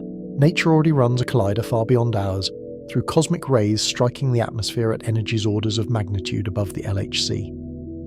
Those collisions happen over and over, across Earth's history, under every imaginable magnetic field and atmospheric condition. If snaps were easily triggered by collisions the sky would have already shown us, we would expect rare but unmistakable anomalies, perhaps in particle showers or in the stability of matter itself. The fact that we are here is not proof of safety, but it is a powerful constraint. That observation matters because it turns fear into a quantitative question. The continued existence of stable matter after countless high-energy cosmic ray events implies that any snap mechanism is extremely suppressed, requires special conditions, or is tied to global cosmological evolution. Whatever the snap is, it cannot be a simple, too much energy switch. Black holes add a subtle attention, and it is one of the deepest in modern physics. If the interior reaches Planckian curvature, quantum gravity must resolve it, yet the horizon hides the details from outside observers. A snap could occur behind horizons without affecting the outside, or it could leak through via evaporation details and horizon-scale quantum structure. This connects to the earlier promise about singularities, and it sharpens it. In the Crunch and Bounce chapters, singularities were treated as theory breakdown, not proven physical infinities. The Big Snap is the most radical version of that lesson, because the breakdown might not be confined to a point. It could reorganize the rules that define point itself. Now bring in cosmological evolution as a trigger, because not all catastrophes are violent. Even in a quiet big freeze, the universe keeps expanding, horizons form, and vacuum energy dominates the large-scale dynamics. If the vacuum and geometry are coupled in deep ways, slow drift could push the system across a stability boundary. Think of that boundary like a ridge in a landscape that we cannot see directly. On one side, space-time behaves like a smooth continuum, and particles remain good descriptions. On the other side, the same underlying degrees of freedom could settle into a different phase. The crossing might be sudden, even if the approach is slow. This is where no evidence yet becomes complicated, because time itself becomes part of the experiment. A snap might have an astronomically long timescale, like proton decay or black hole evaporation, where patience is the only detector. It might also be probabilistic, like vacuum decay, but with different underlying degrees of freedom. The existential tension is sharp because it attacks a hidden assumption. Even an eternal expansion does not guarantee an eternal framework. The universe can keep getting bigger while the rules that define bigger become unstable. Now distinguish the big snap from the big rip in a clean way. because both sound like tearing. The rip tears bound structures because expansion becomes dynamically violent, overpowering gravity and even molecular forces. A snap does not need expansion to become a force, because it targets the microstructure that makes binding and causality meaningful. Also distinguish it from the big slurp, which is a different kind of dread. The slurp is a competing vacuum phase invading ours, still described by field theory on spacetime. A snap is the possibility that the field theory description itself fails, because the stage is not what we think. At this point, the viewer needs a disciplined question, not just a shiver. How would we ever test something that threatens the foundations, when the foundations are what our tests assume? We test it indirectly, by looking for tiny violations of the assumptions that effective field theory bakes in. The first pillar is Lorentz invariance, a symmetry so deeply woven into physics that we often forget it is an assumption. Special relativity says the laws look the same for all inertial observers, and quantum field theory is built to respect that symmetry. Many quantum gravity ideas predict small Lorentz violating effects at high energy, so we search for them relentlessly. High-energy photons from gamma-ray bursts test energy-dependent speeds of light across cosmic distances. If spacetime has a granular structure, dispersion could appear, with high-energy photons arriving slightly earlier or later than low-energy ones. Observations place strong bounds, pushing any such granularity to scales near or beyond the Planck length. Picture the visual: a burst in a distant galaxy, a needle of light crossing billions of years. On a timeline, the photons separate by energy like runners on a track, yet the finish line stays nearly synchronized. That near synchrony is not just a fact, it is a constraint on what spacetime can be. Ultra-high energy cosmic rays test threshold reactions, which are exquisitely sensitive to tiny changes in particle kinematics. Small modifications in dispersion relations would shift the Greisen-Zatsepin-Kuzmin cutoff, and alter which particles can survive long journeys through the cosmic microwave background. The observed spectrum constrains many Lorentz-violating models, and it narrows the space where a snap could hide. Precision laboratory tests also matter, even if they feel small compared to the cosmos. Atomic clocks compare timekeeping at astonishing accuracy, searching for drift that would betray new couplings or preferred directions. Interferometers look for phase noise and subtle correlations that would hint at microstructure. So far, the vacuum looks remarkably stable and smooth. There is a historical echo here, because precision has often revealed new layers of reality. The precession of Mercury helped expose the limits of Newtonian gravity. The ultraviolet catastrophe helped expose the limits of classical physics. Today's null results are not empty. They are the shape of the box that any new theory must fit inside. Gravitational waves add a newer channel, and they do it with a kind of grandeur that fits the subject. The propagation of waves across billions of light years tests whether spacetime behaves like general relativity predicts. Dispersion, birefringence, or extrapolarizations would hint at modified gravity or emergent geometry, and current detections constrain many deviations. When detectors catch a chirp from merging black holes, they are not only hearing an event, they are sampling the elasticity of spacetime itself, checking whether the wavefront keeps its form as it travels. Each clean waveform is a vote for continuity, at least across the distances we can measure. Black hole observations are another frontier because they probe the edge of where our theories strain. Horizon-scale imaging and ring-down spectra test, where the classical horizons behave as expected. Any consistent snap scenario must either preserve these signatures or predict deviations that we can seek. Tie this back to the earlier chapter's theme about measurement limits, because the documentary's logic must stay intact. In Chapter 4, fate hinged on measuring W near -1 through supernovae, BAO, CMB, and lensing. Here, fate hinges on detecting tiny departures from Lorentz symmetry, locality, or general relativity across enormous baselines and difficult systematics. Now address the uncomfortable point, because suspense without honesty becomes superstition. The absence of evidence is not a guarantee of safety, and it never has been in science. It tells us that if a snap exists, it is either extremely rare, extremely hidden, or tied to conditions we have not sampled. A snap could be triggered only by curvatures inside black holes, where our observations are indirect and filtered through horizons. It could be triggered only by global properties of the vacuum, changing after unimaginable expansion and dilution. Or it could be impossible, because the correct quantum gravity theory forbids it. That last possibility must be said plainly, because it is part of what makes this a scientific chapter. The Big Snap is not a forecast, and it is not a claim that the universe is fragile. It is the disciplined admission that our best theories are effective, and effective theories can fail. Now deepen the drama without breaking honesty, because the real fear is conceptual. The scariest part is not destruction, but unpredictability. If the underlying framework changes, the concept of after may not map onto our time, and the concept of where may not map onto our space.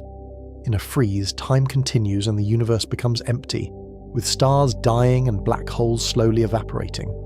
In a crunch, time may end at a singular limit, or continue through a bounce into a new expansion. In a snap, time itself could be emergent and could change phase, making the word end ambiguous. Ask the question that sits beneath all the equations, because it is the one we feel.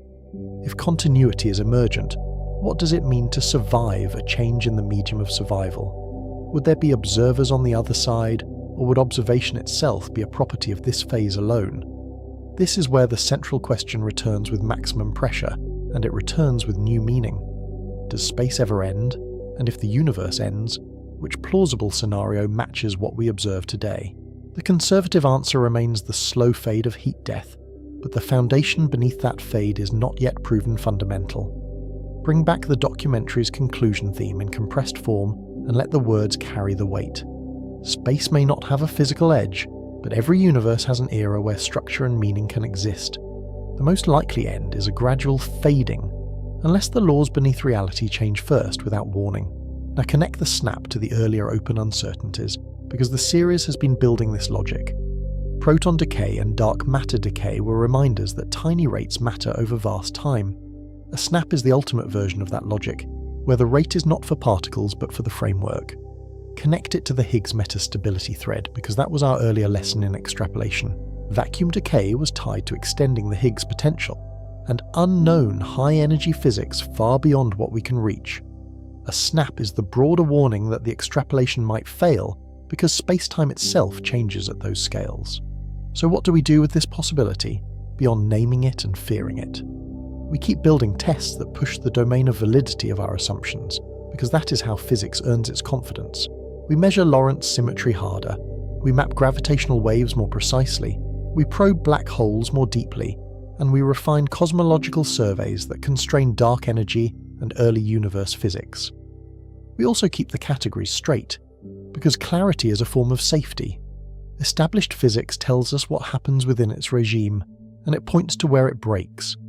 Conjecture proposes what might replace it, and it earns trust only by making risky predictions.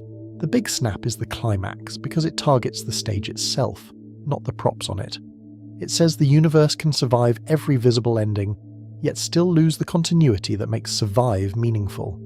It is the reminder that the deepest threat may be the one we cannot yet define. Transition toward the final chapter's resolution, because the series must return to its guiding thread. After freeze, rip, crunch, bounce, decay, slurp, and snap, we return to the same question. Does space ever end? Or do endings depend on what we mean by space, time, and meaning itself? In the final chapter, we weigh what the evidence favours today, and what uncertainty remains. We choose the most consistent fate, while admitting the unknown foundation beneath every choice.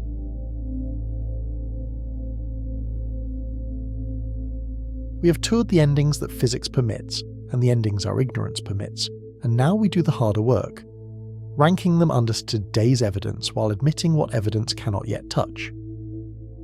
Return to the central question, because it is deceptively simple. Does space ever end? And if the universe has an ending, which plausible scenario best matches what we observe today? Start with a fate map, because the contenders are not equal under current data, and the map is drawn by measurable parameters. The baseline is LCDM, with cold dark matter shaping structure and a cosmological constant driving late-time acceleration. LCDM is not just a convenient label, it is a compact summary of several decades of data. It assumes general relativity holds on cosmic scales, that dark matter is effectively pressureless, and that dark energy behaves like vacuum energy with constant density. In that baseline, the big freeze becomes the heat death, and the mechanism is plain even if the timescales are not. Expansion keeps thinning matter and radiation, while dark energy stays roughly constant, and horizons steadily isolate what can ever interact. As the scale factor grows, the cosmic microwave background cools further, and the universe's mean density drops toward nothing. The key detail is that temperature and density fall together, so the raw energy remains, but it becomes less and less usable. The Big Rip sits on one condition that observations still test, and it turns a gentle acceleration into a runaway. If the dark energy equation of state is phantom, with W less than -1, acceleration grows without bound. In that case, the energy density of dark energy increases as the universe expands, which is the opposite of ordinary matter and radiation. It is a strange possibility, because it violates the usual energy conditions in relativity. Yet nature is not obligated to respect our intuitions. The big crunch and the big bounce require a different reversal, and they demand more than a small tweak. Dark energy must weaken, evolve, or flip sign, or gravity must effectively regain control at late times. A crunch is not merely expansion stops, it is expansion turning around under the weight of the cosmos. That turn requires the total energy budget to change its behavior, because today's measured acceleration is a strong statement about the sign of the cosmic second derivative. Vacuum decay is different because it is not scheduled by cosmic age, and it does not care about our timelines. It is a probabilistic risk per unit spacetime volume, and it can arrive without warning or precursor. In quantum field theory, a vacuum is not empty space in the everyday sense. It is the lowest energy configuration of fields.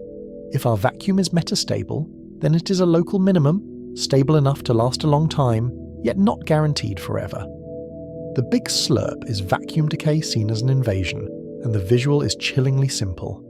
A bubble of lower energy vacuum expands near light speed, and the first notice is the wall itself. Inside that bubble, the values of fundamental constants may differ, and the forces that hold matter together may not permit atoms at all. Even if the bubble's interior is calmer in energy terms, it can be lethal to complexity, because our kind of complexity depends on our kind of laws.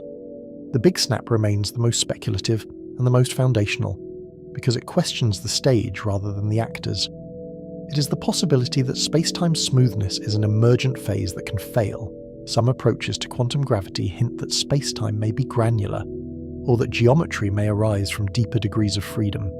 If that emergence has a stability limit, then the universe could undergo a phase change, less like a crash, more like a medium losing coherence.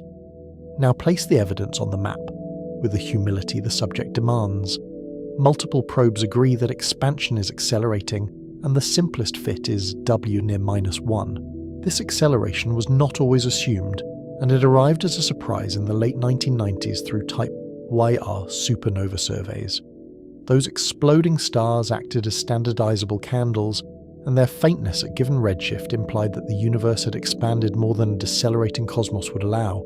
Supernova distances, BO rulers, CMB geometry, and structure growth all point the same way, even though they measure different epochs.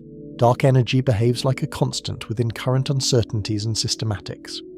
BAO, the Baryon Acoustic Oscillation Scale, is a fossil sound horizon imprinted when the universe was a hot plasma. It gives a standard ruler across cosmic time, and when combined with supernovae it traces the expansion history with a kind of triangulation. The CMB adds a geometric anchor, because its acoustic peaks encode the angular size of that same sound horizon at recombination. With that single image of the early universe, we constrain curvature and the matter content. Then we watch late-time acceleration fill in the rest. Structure growth adds a different test, because gravity amplifies tiny primordial fluctuations into galaxies and clusters. If dark energy changed strongly with time, or if gravity behaved differently on large scales, the growth rate would drift away from the LCDM prediction. That makes the big freeze the most likely ending we can justify today, based on the simplest consistent model. It is not a guess about drama, it is the conservative extrapolation of measured parameters. But conservative does not mean certain, because the key lever is small and the future is long. A few percent shift in W, or a slow drift in WA, can redirect the far future. The reason is mathematical as much as physical. because small differences compound over exponential expansion. When you project tens of billions of years forward, even a gentle deviation can accumulate into a radically different causal structure. What is constrained but not excluded must be said clearly, because the map has shaded regions rather than sharp borders.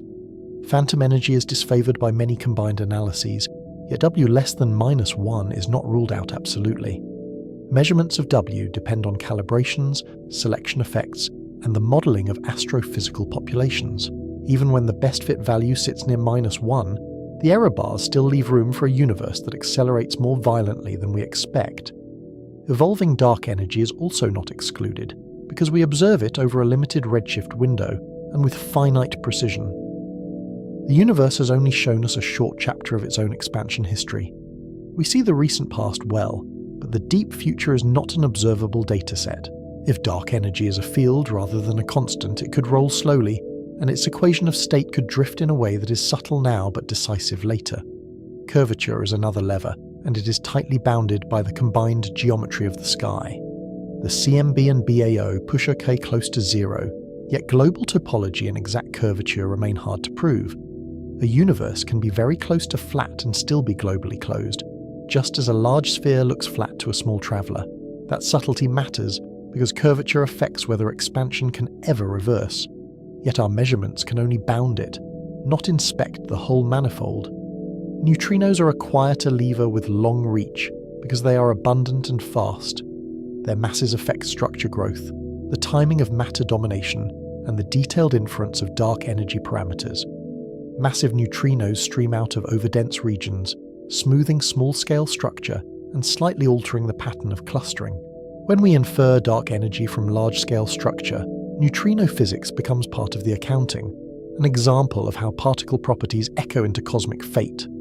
Dark matter properties remain a deep uncertainty, even though its gravitational imprint is unmistakable. If it annihilates, decays, or has self-interactions, the late universe's inventory and thermal history can shift. A decaying dark matter component would slowly reduce the matter density, changing the competition between gravity and acceleration. Self-interactions could reshape halos, altering how galaxies retain gas and how long star formation can persist. Small shifts that matter over trillions of years. Even protons are still a question mark, and that question reaches absurdly far into the future. If they decay, the far future empties faster, and the black hole era becomes even more dominant in the entropy budget. Grand unified theories often predict proton decay, though experiments have not seen it yet.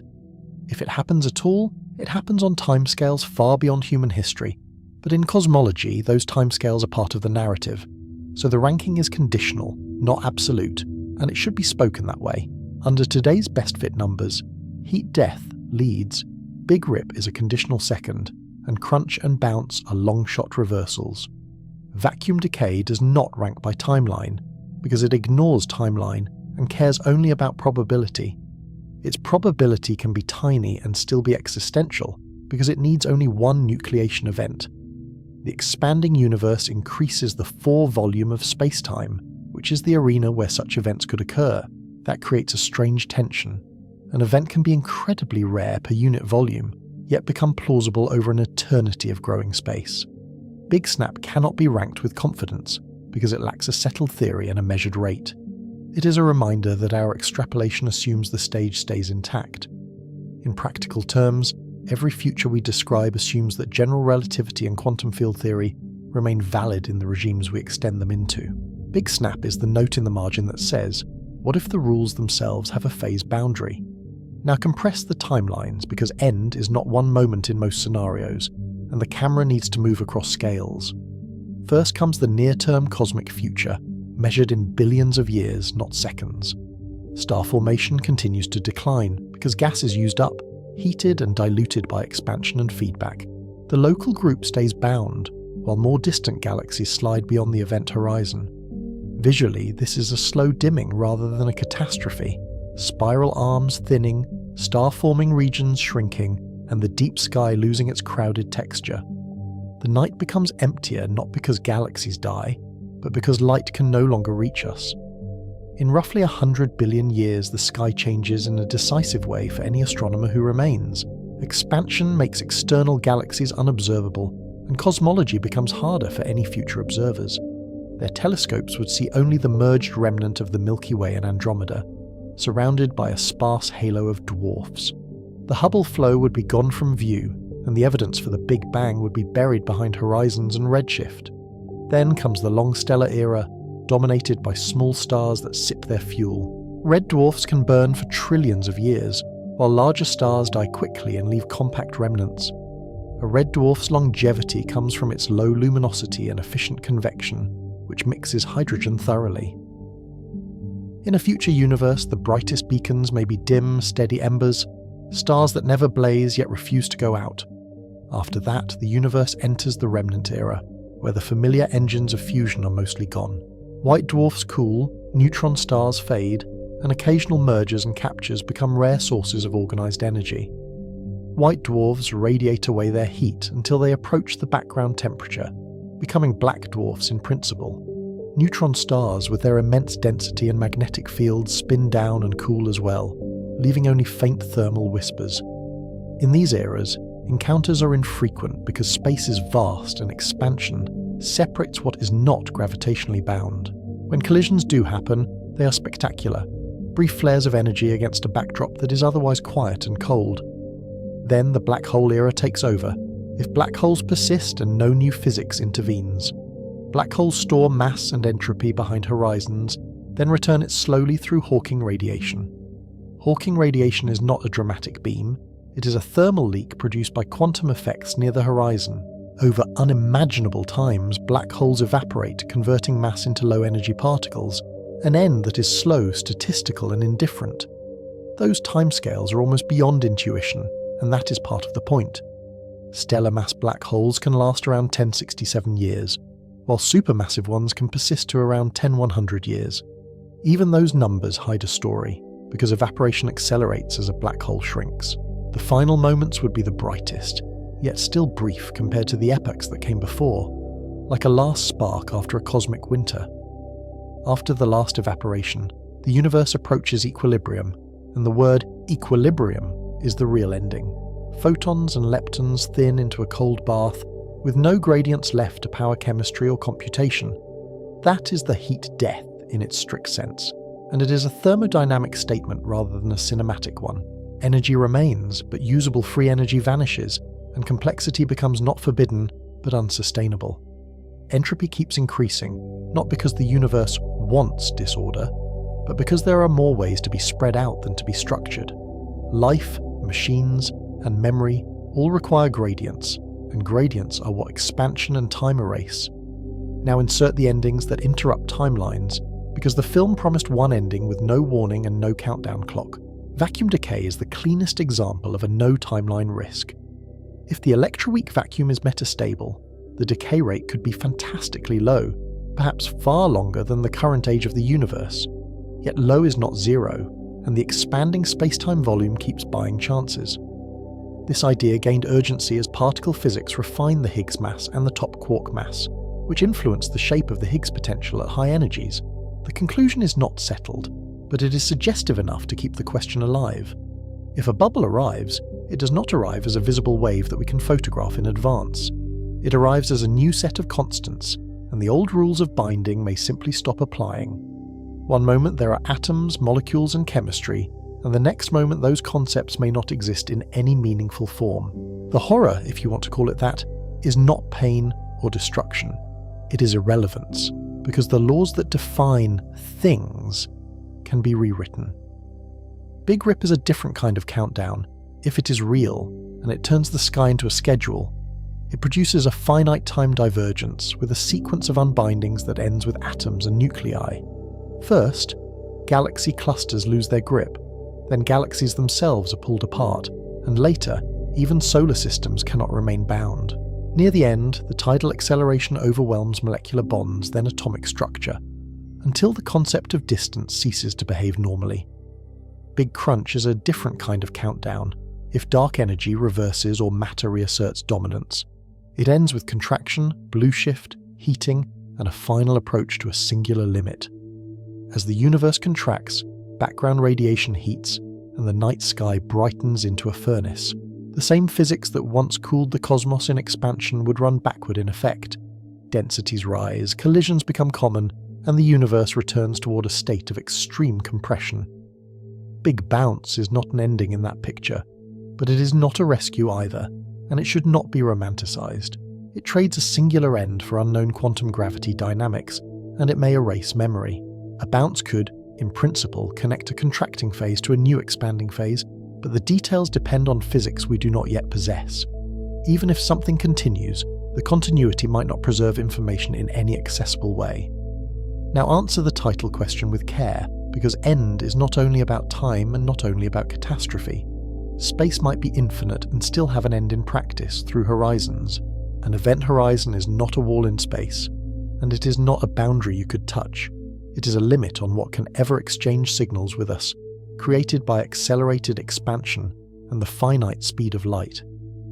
In a decelerating universe, distant regions can eventually come into view as light has time to catch up. In an accelerating universe, the expansion can outrun light's ability to bridge the gap, so some regions become permanently unreachable, so the observable universe can end for us, even if the global universe does not. And this is a subtle kind of finitude. Galaxies beyond the local group can fade, redshift, and cross beyond causal contact. Their light stretches to longer wavelengths, sliding from visible to infrared to radio, and eventually to wavelengths larger than any practical detector. The sky does not go black all at once. It thins, and then it empties. That is a kind of ending that feels personal, because it is about access and about knowledge. The cosmos can continue, yet the part we can learn from can shrink. It raises a quiet question that is scientific and philosophical at once. If evidence disappears behind horizons, what does it mean to know the universe's origin? Our era may be not only habitable, but also uniquely legible. This reframes the opening hook in calmer terms, without losing the awe. The universe is expanding, and it is choosing a fate, but our measurements decide which fates remain plausible. Now state the meaningful takeaway in one tight claim, and then unpack it with honesty. The universe's fate is tied to a handful of numbers we're still measuring, and to physics we do not yet know. Name the numbers again, because they are the levers of destiny and the targets of new surveys. Units evolution, curvature, neutrino masses, dark matter properties, and the stability of the vacuum. Each of these enters the equations that govern the scale factor, the growth of structure, and the causal horizons that define what can interact. In plain language, they decide whether the future is a slow fade, a violent tear, a reversal, or an interruption. Also name the unknowns at extremes, because they are the hidden trapdoors beneath our confidence. Quantum gravity, high energy field behavior, and the true structure of space-time at the Planck scale. The Planck scale is where our current theories stop speaking clearly, because quantum mechanics and gravity both matter at once. We can write symbols, but we cannot yet test them directly, so the far future inherits uncertainty from the far small. This is where the documentary's emotional core returns, without leaving science, because the stakes are conceptual as well as existential. We're trying to understand a universe that may be finite in time, infinite in space, or neither intuitively. A closed universe can be finite without an edge, like a surface with no boundary, and that analogy is more than a metaphor. In curved geometry, you can travel forever and never meet a border, yet still enclose a finite volume. An infinite universe can still be observationally finite, because horizons cap what we can reach and what can reach us. Infinity can exist on paper, while experience remains bounded by light, time, and expansion. Even time can be ambiguous at the deepest level, and cosmology forces us to face that ambiguity. A singularity can be an end of geodesics, while a bounce can be a continuation that changes what before means. So what is most likely, under the evidence we actually have, and under the simplest assumptions that fit it? A long fade into heat death, with accelerating expansion close to a cosmological constant. That ending is not fire, and not collapse, and not a rip, and that is why it is unsettling. It is silence, driven by dilution, entropy, and the slow loss of gradients that make structure matter. Yet the film cannot end on quiet without its final warning, because science does not promise comfort. The laws beneath reality might change first, through vacuum decay or deeper instabilities we have not yet mapped. we should notice how strange that is, because it means the most dramatic endings may be the least predictable. The universe could coast for eons, or it could change phase with no announcement, an existential asymmetry written into the mathematics of probability. So the measured conclusion must hold both truths. Space may not have a physical edge, but our access to it almost certainly does, and our era of complexity does. Our era is rare for a reason that is not mystical, and the visuals make it obvious. We live when stars still shine, when galaxies are still visible, and when the CMB still carries readable information. The cosmic microwave background is already faint, yet it still encodes a snapshot of the early universe with exquisite detail. In the far future, it will be stretched to wavelengths so long that it blends into noise, and a key piece of evidence will effectively vanish. We also live when the key parameters are measurable, which is an astonishing coincidence of timing. The universe is old enough to reveal acceleration, yet not so old that horizons have erased the evidence. That is the final awe, grounded in method rather than myth.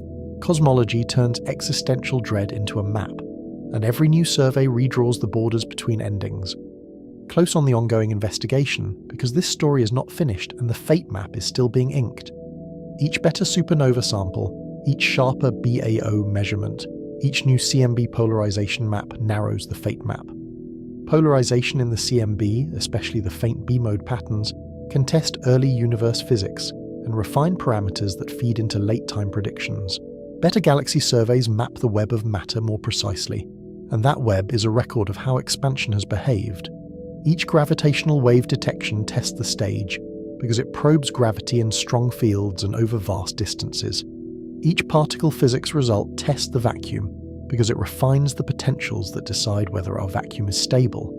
The universe may end with silence rather than fire, but our questions are loud now, and they are measurable. The fate map is not a prophecy, it is a set of conditional statements that tighten as data improves. So we end where we began, looking up, but with different eyes and better instruments. Space may never end as an edge, yet the knowable universe has a horizon, and the window is finite. And in that finitude there is a challenge, because the cosmos will not wait for us to be ready. If we want to know which ending is ours, we have to measure the levers while the evidence is still within reach, before the sky itself becomes quiet. Across this journey, the end stopped meaning a cliff at the edge of space, and became a set of endings written into geometry, time, and the physics of emptiness. We learned that the observable universe is bounded by horizons, that near flat space can still be finite without a boundary, and that the cosmos can end by running out of usable differences, not by running out of room. We followed the conservative path first, where a universe with W near -1 keeps accelerating, islands of galaxies fall beyond an event horizon, and the sky slowly erases its own evidence, until future observers inherit a smaller, lonelier definition of everything. From there the story widened into conditional fates, because the same measurements that favour the big freeze still allow small deviations that would rewrite the finale.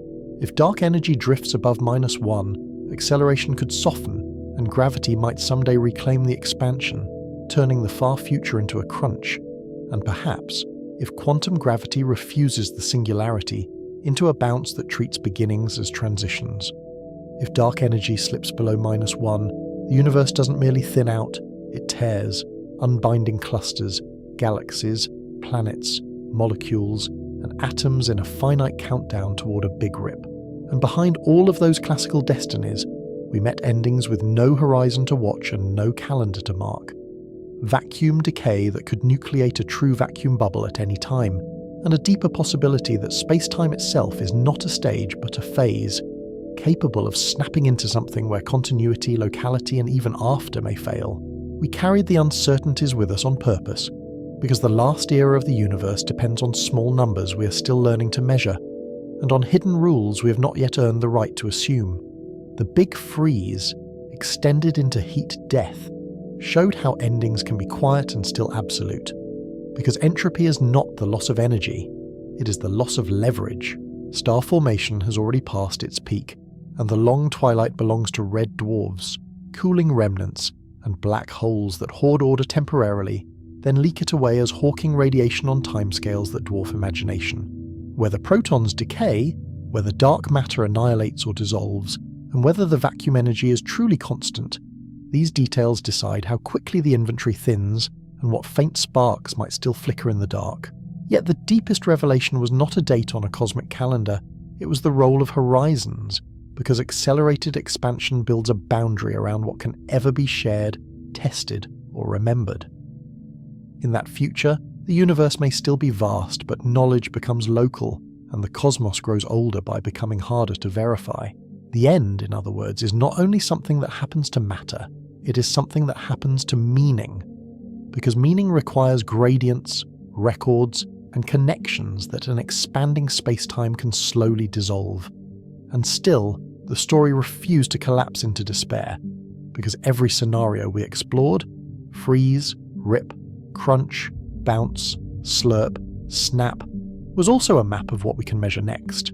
The same sky that hides its past in redshift also offers clues in supernova light curves, in BAO's faint standard ruler, in the CMB's acoustic geometry, in gravitational waves, and in the particle properties that decide whether our vacuum is stable or only temporarily kind. We ended where science always ends, at the boundary between what fits the data now and what the universe might reveal when we ask better questions with better instruments. So does space ever end? And which ending best matches the universe we measure today? Space may never present a physical edge you could reach, but it can still end for you, because horizons can make an infinite cosmos functionally finite, one causal island at a time. With today's evidence, the most consistent finale is the slow fade of a big freeze into heat death. Unless dark energy, the vacuum, or spacetime's own microstructure changes the rules first, without warning. The night sky in the opening wasn't just scenery, it was a live readout of the universe choosing second by second between futures that differ by a few percent in a single parameter. If W is exactly -1, the ending is not a bang but a dimming, a long surrender of gradients until the last lanterns, black holes, evaporate into a cold, thin bath of particles. If W drifts, the same expansion could either relax into a comeback for gravity or sharpen into a rip that unthreads reality. And the only way to know is to keep measuring a number that refuses to sit still. And if the vacuum is metastable, or if space-time is emergent and fragile, then the universe carries trapdoors we cannot see, endings that do not announce themselves in advance, and that may not even preserve the language of before and after. That is the reframing the cosmos offers us, because does space end becomes how long does structure survive, and which ending is likely becomes which assumptions have truly been tested. The universe may be edgeless, yet every universe has an era, a finite window where stars can shine, chemistry can bind, and minds can look outward and turn light into understanding. So here is the closure that feels earned, because it is both humble and exacting. The most probable end, given what we observe, is not a final explosion, but a gradual thinning of connection, temperature, and evidence, until the cosmos becomes too smooth to do anything new. But the most important end is the one we can influence, because our era is the rare interval when the universe is bright enough to read its own laws and stable enough for questions to persist. In a future ruled by horizons, the archive of reality will not be written by galaxies. It will be written by whoever is still here to measure them, and by the instruments we choose to build while the signals are still arriving. The universe will not grant us certainty for free, because its deepest parameters hide in systematics, in cosmic variance, and in physics beyond the energies we can reach. Yet it does grant us something just as profound, an opportunity to know before the sky forgets. If you want to take one thought with you, let it be this. Space may not have a wall at the end of the road, but time has a narrowing corridor, and everything we call meaning lives inside its light. The universe's finale may be a slow fading, or a sudden rewrite, or a phase change in the stage itself. Yet right now the story is still legible, and we are part of the chapter where it can be understood. Keep looking, keep measuring, and keep demanding tests that can fail, because the fate of the universe hinges on small numbers and on our willingness to chase them while the cosmos still speaks. So does space ever end, and which ending fits the universe we measure today? Space may have no reachable edge, but horizons can make it end in practice, and the best fit fate is a slow, big freeze into heat death, unless dark energy, the vacuum or space-time itself changes first. Space may be endless, but every universe has an era, a finite window where structure, light, and memory can exist. The most haunting possibility is not darkness at the end, but the thought that one day there may be no sky left that can prove what it once was. If this story moved you, follow the next generation of surveys and experiments, because each tighter constraint on W, vacuum stability, and gravity is a page rescued from cosmic amnesia.